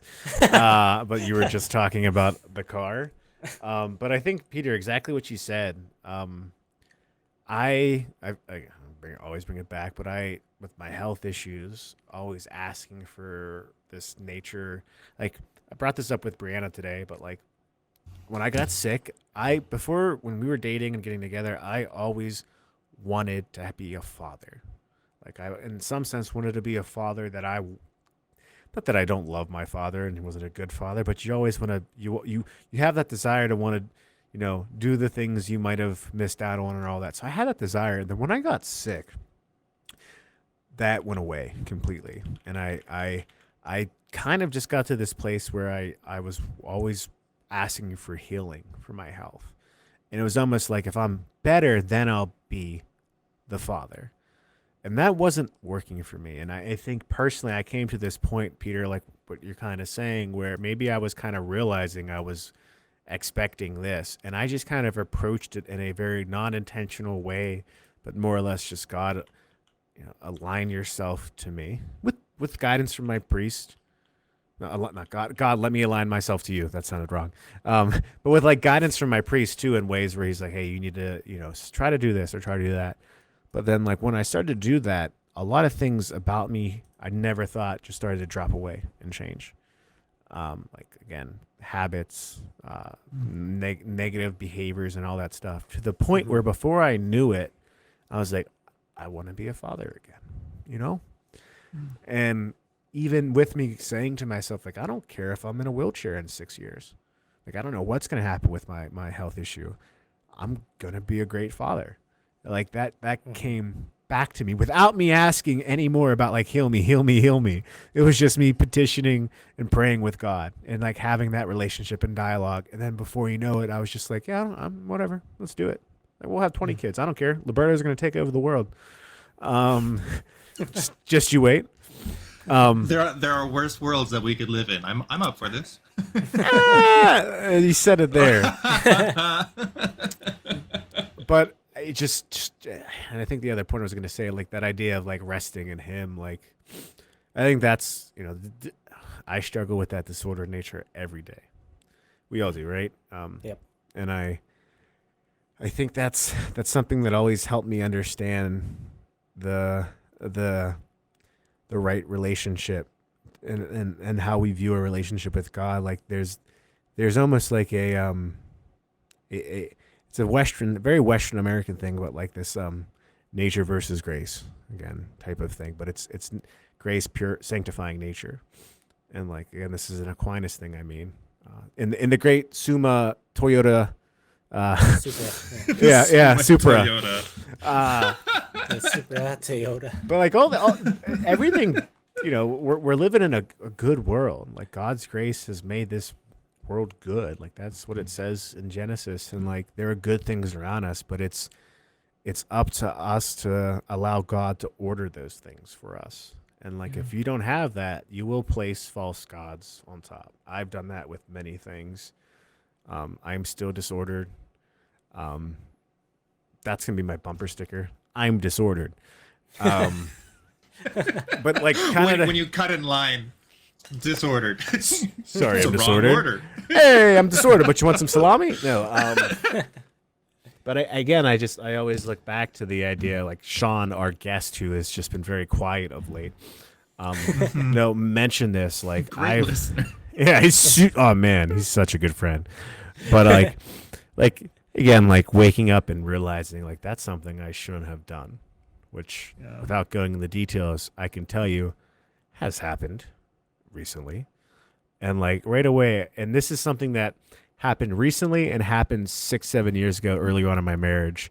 And both times, like before I was back in the church, when it happened early on in my marriage, I was like, I need to go to mass. I think I've said this before. I was like, I just knew I got to go to mass. And like, not that it's a get out of jail free card, but like when that's happened recently, I was like, I need to go to confession. And it wasn't again like it's all good, you did it, but you're fine. It's not that at all. And like, it's hard to describe, but it was just like this is something I need counseling on immediately in my life that still exists, and I need guidance on, and I need someone who can teach me and remind me of the unconditional love of God and give me absolution too. It's just again with that disordered nature that we all continue to be transformed from. Peter, we. Yeah. It having the tools of the church, I guess, is what just again gives me that confidence, and that's what Shaun was saying. Like waking up and feeling that confidence in the faith, in the faith of Christ, and all that. Like it's a joyful thing. Yeah. And that's what I like about being Catholic. Like, God calls us to these great things, right? To be saints, and the church provides those tools for us to achieve that. Those things. So, yeah, I mean, I don't know how else to put it besides that. It's just like the church does provide us the tools we need. Like the sacraments are such a gift, especially when you start to, as you do it more too, it becomes, it's a different experience. Like the last time I went to confession, so like before I got my surgery, I was like, I'm pretty sure nothing's gonna happen, but just in case, so like I want to be ready. So I went to confession Thursday. So I had my surgery on that Friday, and then Thursday morning, I found a parish nearby that does confession like first thing in the morning. And I went, and it was like I've been to confession so many times. Actually, that morning went to confession, and actually after I went to confession, I cried like in the front pew, while everybody was saying the rosary, getting ready for daily mass, I was about to start. I was just like in the front pew crying because I was just like experienced that grace of confession so much, and it's and it was still a different experience than that first time that I went to confession after I came back to the Catholic Church, right? Like I had done so much, and then it's like this confession was like that confession was that was a long confession because there was just so much to get out. But this last one was, like, comparatively speaking, was like a very short confession, but it was like still experiencing like that level of grace because you understand what that tool is that the church gives us through the grace of through the church, confession, sacraments. I was talking to Brianna today, and she brought up a funny idea that I thought we should try to make from a meme or YouTube short or Instagram reel. But you guys know the movie The Goonies? Yeah. Yes. No. I haven't seen it. Oh my gosh. I was busy studying to be a priest. Thank you very much. And then I dropped out. But you know, Thank you. Well, this relates to you and a conversation we were having last night about like things we remembered that like, oh, I feel bad about that, but like, oh, the absolution's there, but just from like a psychological standpoint, like the freeing nature of just confessing it and sharing it with that context, like this is something I just want to get off my chest, right? Sure. Like something I remembered. I was sharing that with Brianna, and she just made the joke like that scene in The Goonies with Chunk, whenever the one for Tilly Brothers is like trying to kind of scare him into confessing where the rest of the Goonie squad is. He's like, "Tell me everything," and Chunk goes, "Everything?" He's like, "Everything." He's like, "In first grade, I pretended I was sick at my sister's like musical play, and I went up to the like." He just goes off. Then like it cuts away and like shows the rest of the people that comes back. He's like, "And in third grade," like just starts going through, and like I thought this was her idea. Like that'd be a funny like short for like a what it's like to go back to confession for the first time in a long time, and like and at the end of it, the one for Tilly Brothers like, "Mom, we're beginning to like this kid," because he's just like this honest confession coming out of him. But yeah, like that's what it was like for me, and like yeah, I see it as key to my holistic health, so all of the sacraments, but like just having that as an option of like, I need to talk to someone right now. Like, so Peter, I'm kidding. Joking. I feel bad. There were a lot of questions I wanted to ask Shaun. And I hope we get to have him back on, but I do think we'll have to plan something. Yeah, it seems like the audio was pretty well maintained for the stream, because like I was watching the stream and like where he would glitch on my end video wise, he was still fluid on the stream. Yeah. And it seems like that was the case with audio as well, which I think is good because we can do a lot with that still. I loved his commitment, and he still has no power, by the way. He messaged me again. He's sitting in the dark in Louisiana with a bunch of candles, and I don't know what he's doing, but what did he say? He's like, the kids are healthy too. So everyone seems to be well. But yeah, I know like a lot of the conversation we had tonight was aligned with our conversation with him. So I don't know if there's anything else I think I wanted to get to. Yeah, with his role in Epic Pew, and I think for those that, we could still probably plug him, right? Oh yeah. He's the founder of Epic Pew, which is a site that talks a lot about what's happening in the Catholic world. But I know it's aligned to kind of emphasizing a sense of humor. So like, Peter, I wanted to, for your sake, talk to him about like, how does humor play a part in evangelizing or pre-evangelization and just building relationships with people? And I think that's key. And like for those that don't know, Shaun McAfee. He's read a lot of books. I'm still reading his book Epic Saints right now.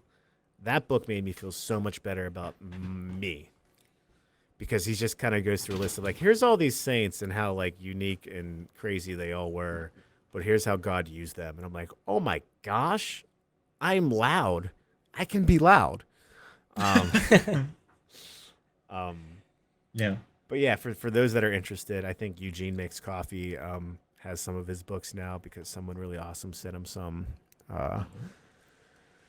But yeah, I think I hope we get to have him back on. He Yeah. I like what he said about like ecumenical dialogue and all that too. So Yeah. Yeah. Maybe we could even do like a special episode, like episode bon- 2.5. Because we have our schedule filled out, so like a bonus Yeah. Saturday. maybe bring him on for a pod squad night or something like that. He loves to play That Rocket would be. League. We could play Rocket League. He loves Rocket League. He does. Eugen, you'll love it. Wait, Eugen's never played It's- Rocket League? I have played it. I don't like it.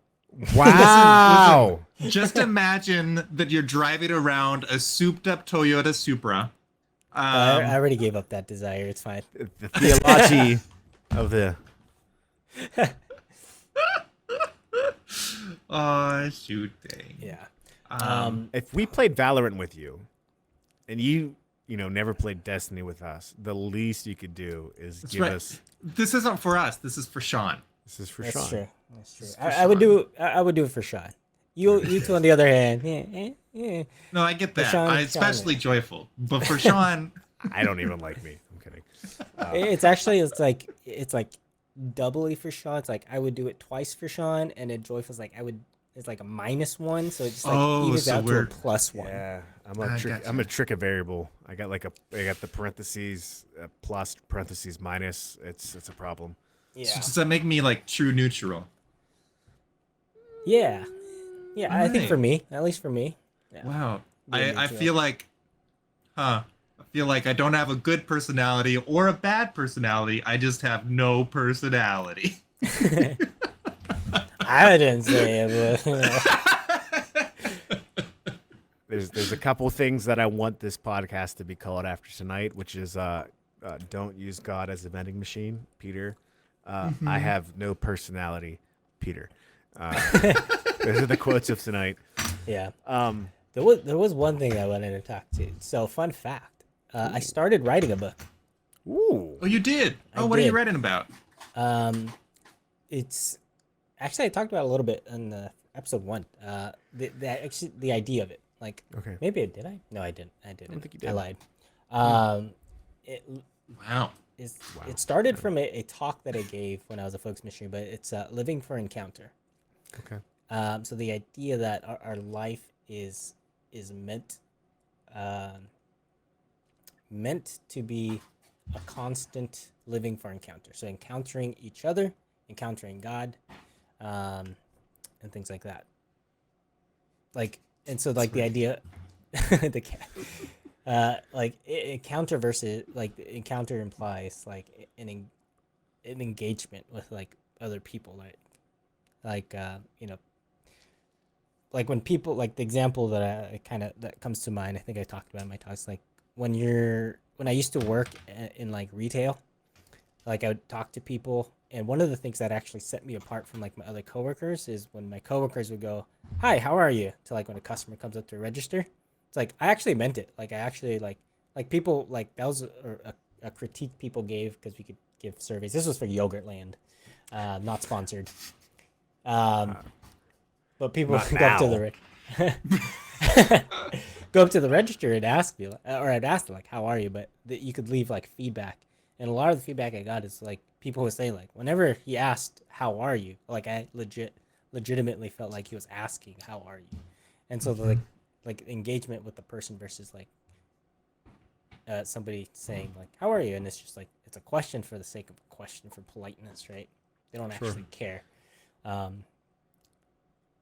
Side note on that, I actually got somebody who actually took that a little too seriously. It was just told me all of the problems they were experiencing that day, and I was just I'm sorry. But it was just yeah, I think it was saying something yeah, I just found out my wife is cheating on me, and and just kept going on and on about it. I was just I'm sorry to hear that. That'll be $6.49. Trying to get a Toyota Supra guy. Come on. There's but- that balance of, yes, I do care about you as a person, would like to connect on some level, but also There's I'm still going to talk boundaries. to you for 2 minutes. So Yeah. There's still boundaries. I care about what you have to say, but I'm also not your therapist. Yeah. Yeah. Um, yeah. speaking that's about funny. engaging, like that cat is engaging back there. Yeah, in the chat, yeah, intentionality. Like I've always thought this myself. Like we live in a very transaction-oriented world where people were transactions to occur, and like someone that worked in the marketing and brand management world, like I always was bothered by how much marketing and brand management was oriented towards like transaction versus like what are we actually trying to offer in terms of like not like just value from an economic terms, like what's our purpose, like what are we doing to help people, and like why aren't we trying to focus on that? Like that's not what our culture is. Like we're very, and again, I think it leads maybe back to that like notion of us just being very separate units versus us being very, very communal people, human subjects that are impressionable upon each other. Now, growing up, my dad owned a small business. And I think I got a lot of my personal skills from him. The cat is going ham right now. But like he just had a great way of interacting with people, and it wasn't because he was just trying to sell something. Like he meant it, and like he knew people's names, and he remembered the people's names, and like that's so key to just I think anything in life. To that point, as much as it was awkward that balance was kind of disturbed a bit, Eugene, in some sense it does show your intentionality. So there's something positive to take about it. Like I always hear about like people like randomly encountering a priest in public and be like, I need to talk to you right now. Like there's something that was just about your demeanor though that communicated you as a spirit and person that was like, you can talk to me, but also just give me your order, please. So, you know. Yeah, and part of that is how we be Christ-like, right? Because who is always ready to talk to us when we need to talk to him? Christ. Like any moment, you could be as far away from God as possible, and it's like I need to talk to you, and he's like ready to listen. And so that's kind of spoilers. That was the premise of it. And spoiler alert. Key things I said is I started. That's as far as I got. That's great. That's the first step. Yeah. Now, that is a interesting thing. Like, I don't know. We all stream, right? Knowing how to knowing folks in chat sometimes can jump into that domain of hey, I don't know you, but let me give you a sob story about my life. And I'm like, I'm not ready for this, you know. And how like figuring out that balance of I don't know, like how do you connect to people in chat in a Christ-like way? How do you do that? There's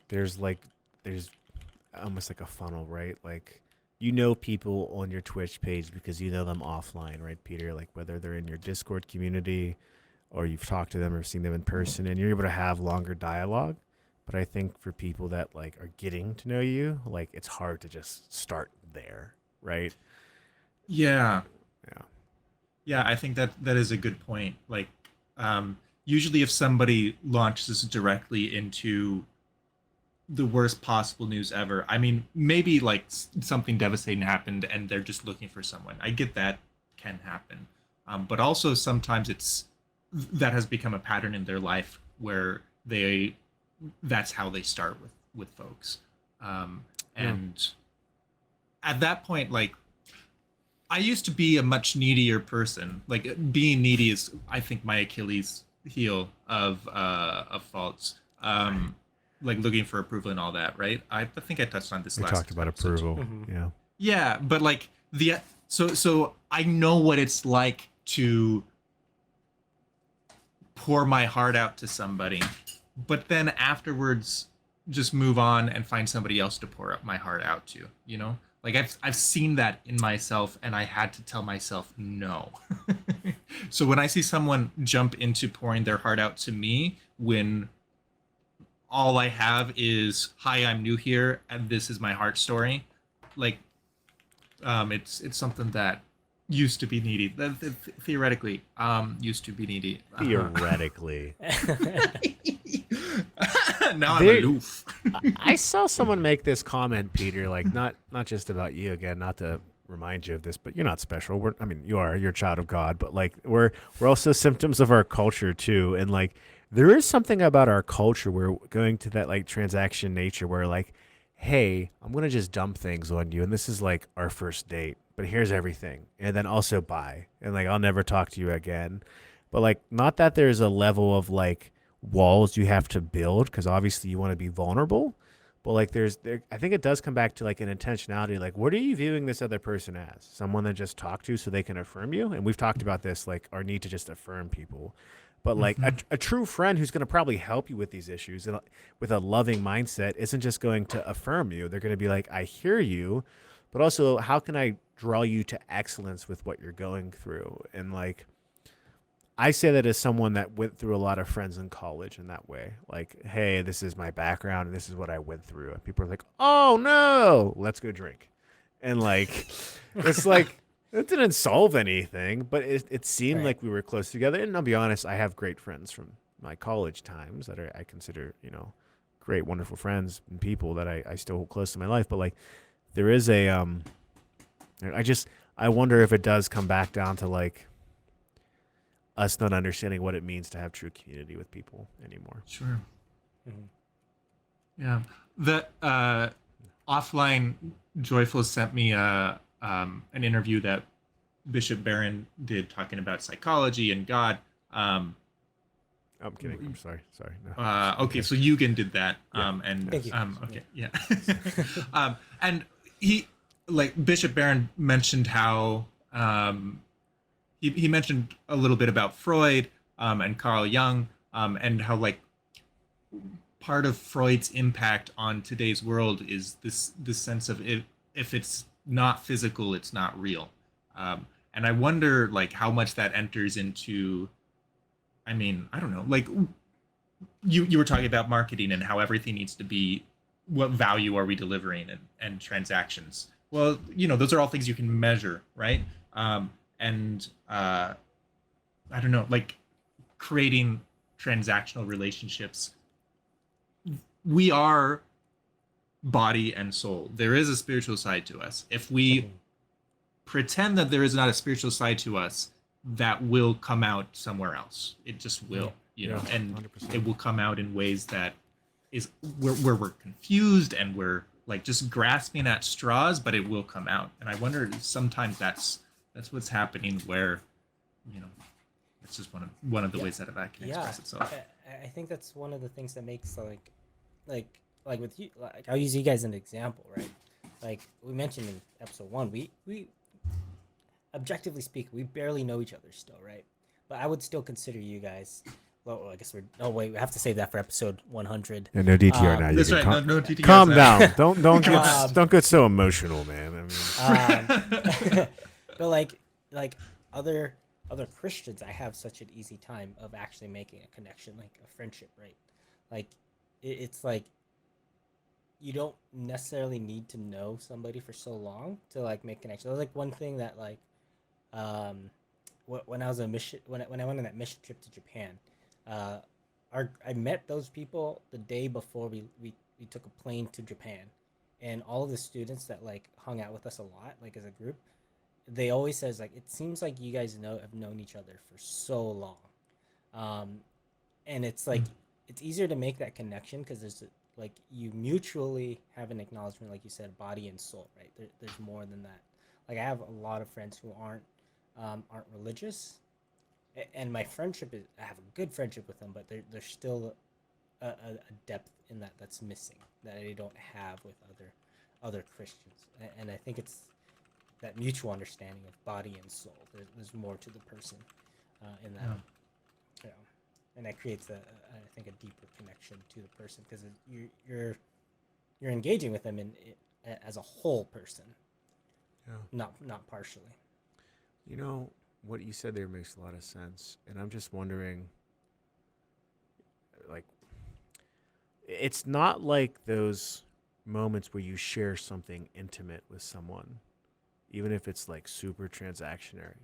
It's not like you're being dishonest. You're probably being honest about what you've experienced, and it is very much in some very specific domain a spiritual soul perspective, if you will. But like when I think about like what you just said about the relationship, Eugen, like body and soul, like when I think of like what love really is and our culture's view of love being more emotional and being more just like feeling wise. Like when I think of the body, I think of the body also being a very big component of like what we do and don't do, what we will and not don't will. And like a part of it comes down to like, okay, you can say all these things to someone, but like how long are you gonna stick around? You know what I mean? Like is there something to that like that like having that release is one thing, but like how much are you actually gonna lean in and how much are you gonna be like, all right, that was it, bye, and like walk away with your actual body and then go share your spiritual side with someone else and instead of that more full relationship of intimacy and like does any of that make sense or am I just going whack-a-doo-doo silly billy willy but like I do think we have a problem too like and that was big for me as I was getting close to the Lord of like understanding love as a choice we must will and participate in and not just like a feeling you know like because that will go but like anything you can nurture that by intentionality again and that goes back to that phrase we've been using so is that the word intentional intentionality Yeah, that's the word. intentionality. Okay I mess up so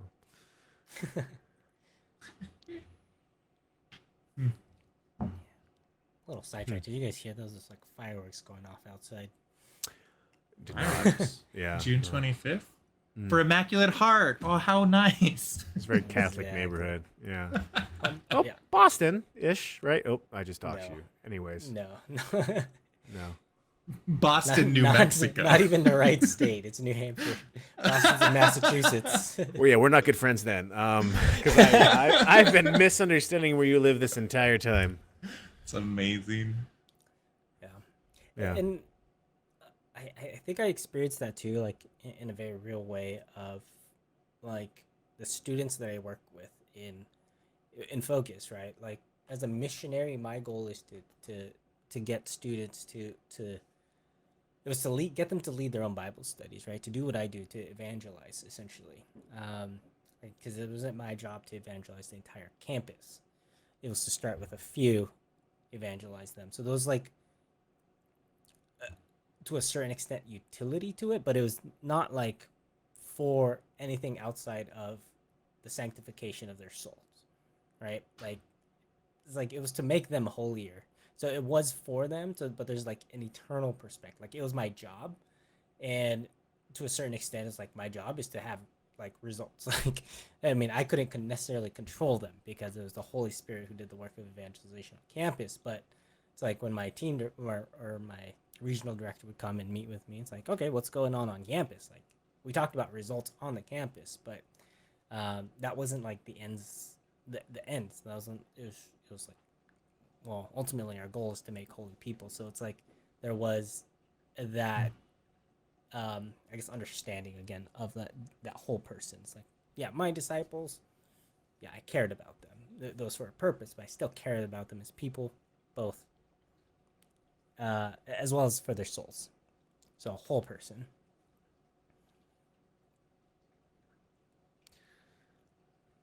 Just looking at Will Pogg's mentioned in chat, and who's going to tell him that he's been misled by emotion? Sorry. I can do it. Will Pug, you've been misled by emotion. I'm kidding. I don't know what that means. You can ask Mark to clarify. No, we love you, buddy. Yeah. No, I think leaning in, even when you don't want to, is, I think, key to unity and key to relationship. Because that's what God wants. And there's been so many days, Peter. I'm kidding. No, I'll stop all the shenanigans. No, I don't know if there's anything else you wanted to cover there, Eugen, or... I just saw, it was a while back, Prut had asked, it was to me and Shaun, I think, if we had ever been to Akita, Japan. Me personally, I have not. Got pretty close. I got to Kesanuma. If you're not familiar with that, that's like near the was it the Fukushima reactor? Okay, yeah. because when I went to Japan from a mission trip, that was after the tsunami and all that. So I don't think I ever got checked about like, radiation poisoning or anything like that. But You're fine. we went up there for a mission trip. So that was about as close as I got to that area. Eugen, you're fine. You are glowing.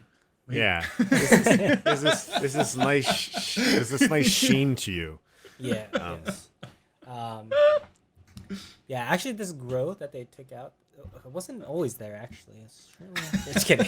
Came around like 2012. But yeah, that's as far as I got. That sounded familiar to me, and I thought I had gone there, but I was thinking of this place called Kesanuma, Okay. or not Kesanuma. Yeah, Kesanuma. And it was actually because it was what was that?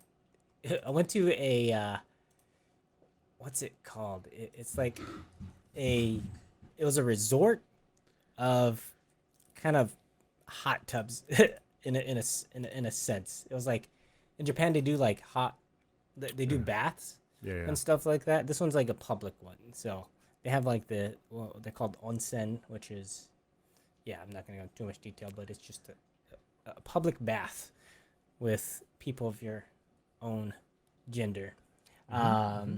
But anyway, this one was like a public resort. It was actually pretty cool. They had like a red wine bath. It was like it was like a giant bath, but they actually had red wine in the water. They had a green tea bath. They had a sake bath. People cheers. Oh god. Oh gosh. But yeah, and that's what I was thinking of. But no, I have not been to Akita. Yenza wants to go to Japan so bad. OEcast/golf goes to Japan. When, Peter? After Rome? Potentially, sure. I don't know. I've never been further than Canada, so we'll get there. We'll get there Someday. Yeah. I think, we had a lot of technical difficulties today with our second episode ever. I think we're going to be able to salvage a lot of that conversation. Yeah. Though, hopefully, but I still think we got some good things out of Shaun. And he really enjoyed it. He felt bad. He just messaged me. He's like, "You guys are asking some really good questions that I really wanted to get into, but everything going on."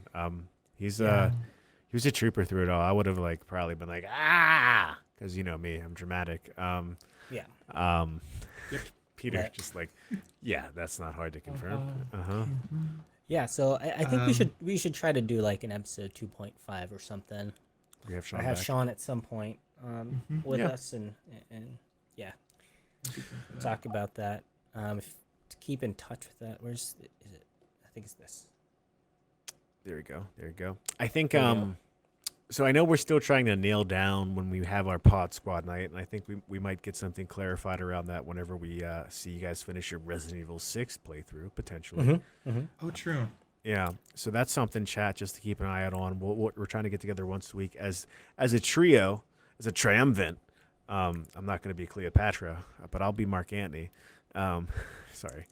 And just basically play some games together and have a good time. As we all know, Peter tends to get very sweaty, as do I. Eugen's the chill one. And then except for in Valorant. Yes. he was yelling at all of us and just reminding us of our our lack of value. It was bad mannering, stretching my legs over everyone I killed. Just kidding. Just taunting, making me dizzy. But also, we did start to get some content up on the YouTube channel. The website's up, www.theoecast.com. The YouTube channel does have our first quick review of TMT Shredder's Revenge, and I think Peter's making progress on Control, so we're starting to work towards our gaming and kind of God discussion. You seeing gaming as a vehicle for just understanding who we are as a people, as a creation, and all that as well. So again, we've started this journey a few months ago, and we're leaning in. Yep. Eugen's frozen from me. He's not frozen anymore. You have a lobster milk win. You have a child on the way. When I do. When's the due date again? July 31st. So we do have. When did we say our next episode is? Episode 3. I think July 25th.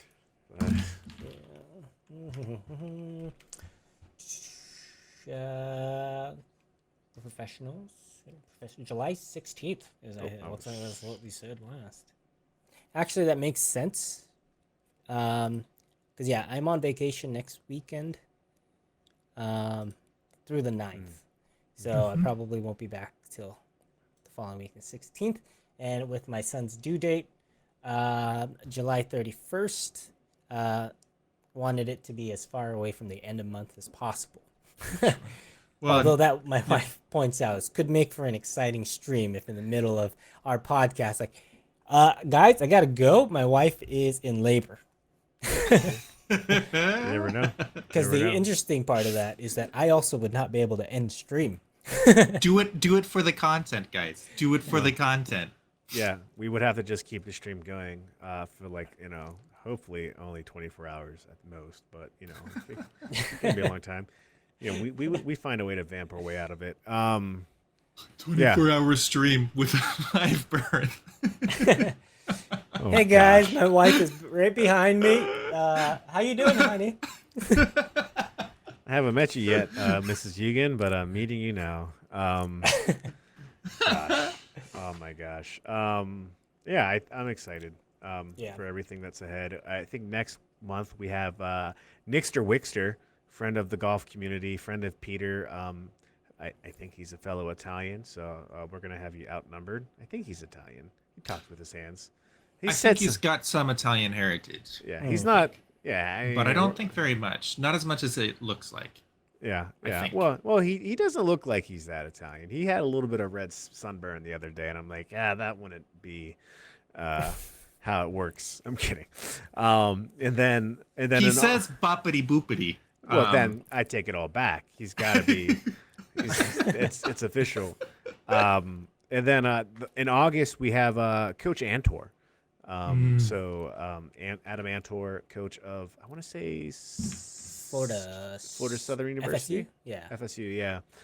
Which I think is a pretty decent esports program. John there, friend of the community, Hell on Paul's, connected us with him, and excited to hear his story.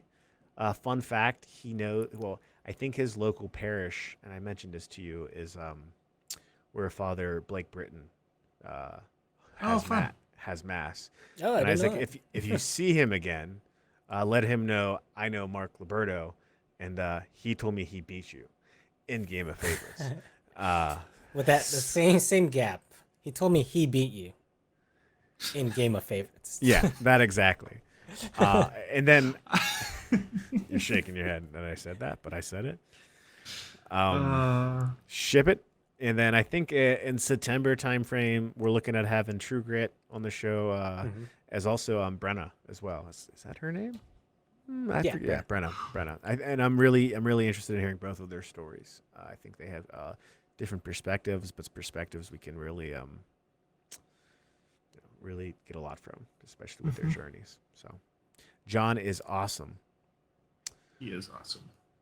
John is awesome. Which John are we talking about? Spelled like that, I'm assuming Blevins. Yeah. Okay. Yeah, John is great. Yeah. Which is how we all got connected. Funny enough. Yeah. Peter followed me first, though. Not to flex, but I knew John Blevins before he started streaming. Now I'm curious, but I also don't want to indulge you because of that. That's fair enough. That's exactly where I was. He was like, I kind of want to know. But, hold off on that. There was just this smugness with that beard and jawline, and all I can think about is like, when are we shaving your head? Chat, when we get 100 viewers, either in Peter's Twitch channel, Game of Favorites, or this podcast, Peter, can we qualify that? If this podcast ever gets 100 concurrent viewers, you will shave your head. Are you okay with that addendum to the agreement? I'm okay with that. I know Yeah. Well, it's Timeout Yenza. Timeout Yenza. Just kidding. Cool. Okay. Well, anything else we gotta share? Qualifier though, it can't be off of a raid. If someone raids in and gosh. suddenly we're at 100 viewers because they happen to have 100 viewers, and then we had 100 viewers for 30 seconds, and then everybody left and we were back to 3. That doesn't count, bud. That doesn't count. All right. Two we'll just- things. Two things. That's not fair because I've been saving up my points over at John's stream for like Listen. 6 months, and I'm ready to raid you 3 times on end. If it has to, I'll make you a deal. 5 minutes after the raid happens, if we still are at 100 viewers, Oh, that's I'll count it. I can pay people off for that. Yeah. That's not 100 asking people. much. Come on. Oh man, Yenza doesn't like the joke, but I think we all do. If that's how it is, that's how it is. there, every joke has to have someone that doesn't like it. That's I learned that in comedy school. Well, what would it take for us to have Yenza be the one to shave your head? Oh my goodness, that's a question for Yenza. Yenza, yeah, what would it take for you to be like, I'm not only okay with this joke now, but I'll do it? I will be the one. I think she just left. We're down to 9 viewers. I'm kidding. What if someone donates a trip to Japan for Game of Favorites? I bet she'd be on board with it then. So I just so happen to have these certificates I never used with Air Japan or Air Nippon Airline. I'm kidding. If it means it- Peter, what is Yeah. it? F doesn't he? Mm. Oh, if he doesn't, if it means Peter doesn't, I think she means if. Oh, Peter she'll doesn't. be on board with the joke if it means Peter doesn't shave his head. Yeah, yeah. She My would wife let says it. I could do it for a haircut for the first time when we meet in person. I do cut hair. Oh. That's actually one of the things I did for ministry is I cut hair. It's a great way because once you start cutting someone's hair, they're stuck there. And so you start the conversation light, and then once you get into the haircut, you go. So tell me about your relationship with Jesus. Like, how do you Yeah. feel about? That and dental hygienists, like So at Tell me about. GolfCon, don't bite down on my finger, but I've got something for you to chew on. God loves you. that was good. I'll admit that. That was set up well. By the way, I'm gonna have a hair cutting station at GolfCon. So You cut hair too? I do now. Amazing. Well, this has been delightful. I think one takeaway for me, because I can't handle more than one, I'm gonna bring fears and desires to prayer for a bit, and just lean into that. I think that would be a good way for me to grow. I'll my takeaway is I'll pray for Peter. I'm kidding. I'll pray for Peter's no, fears my- and my- desires. my takeaway will basically kind of be continuing with what I mentioned too, of both making sure I'm aligning myself to God always in prayer and building that relationship, but also not being afraid to see where that prayer for and this is what I asked chat too, for children leads me to. So Sorry, cats. All right. there you go. I guess since you guys both did it, peer pressure. Mhm. It's a good question. I think because I did mention it, that like my writing has been on hold, right? And I think I need to pray about that desire, right? Like I remember when I first decided to, it was like, oh, I think God wants me to write this book. It was pretty strong, but I think going back to the conversation of desires, like vocalizing that desire again in prayer, it's like, does God actually want me to do this? Do I actually want to continue with this and do it? And yeah, maybe from there we'll have Shaun back on, and maybe he can give some advice if that's still on would my be- heart. Talking to Shaun about the writing process, how does he approach a book? Because that's such a monumental task. It's on a human level. I would be fascinated Yeah, by that. yeah. Yeah, I'm really curious to that because he especially mentioned in the EWTN interview how he did not like reading as a kid. Yeah. And now he's like an author of many books and Yeah. continuously pushing out books. And he also has That's a full-time interesting. job and a big family and he games. And I'm just like, hey, I want to eat today. But that's where I'm at. I can't even do that. Yeah, well, add that to the list for me. Things to pray for Peter for. Also, thank you, Yenza, for always feeding him. I feel like every time I'm in a video call with you outside of like normal gaming or streaming times, it's like Yenza pops up in the background. Like, here's your breakfast. Eat it. and then like walks away. So you're a good friend. Thank you, Genzo. Alrighty. Well, All right. we'll see you guys around on our streams. And Did we want to still do night prayer? I know we always talked about doing night prayer, right? Oh, yeah. Or, yeah, are we doing that stream, or do you want to just hop into the Discord for that? I'd do it in the Discord. Yeah, Yeah. let's do it. We'll hop into the Discord. Let me send the link for the Discord. If you're not already in it, join our Discord. We'll hop in there after stream and do some night prayer. And Oh, I'm in it. Oh, good. That's Oh, good, that's a, can you choose a Discord that Joyful's not in, please? That's a good point. Just for personal reasons. I get it. All right. Well, we'll Thank see you, chat. You are a delight. Yeah, thanks for joining us. We'll see you in the next podcast again, July 16th. Follow our social media to, stay in touch on that. And good seeing you all. Have a God good bless, night. chat. Yeah. God bless. Grace.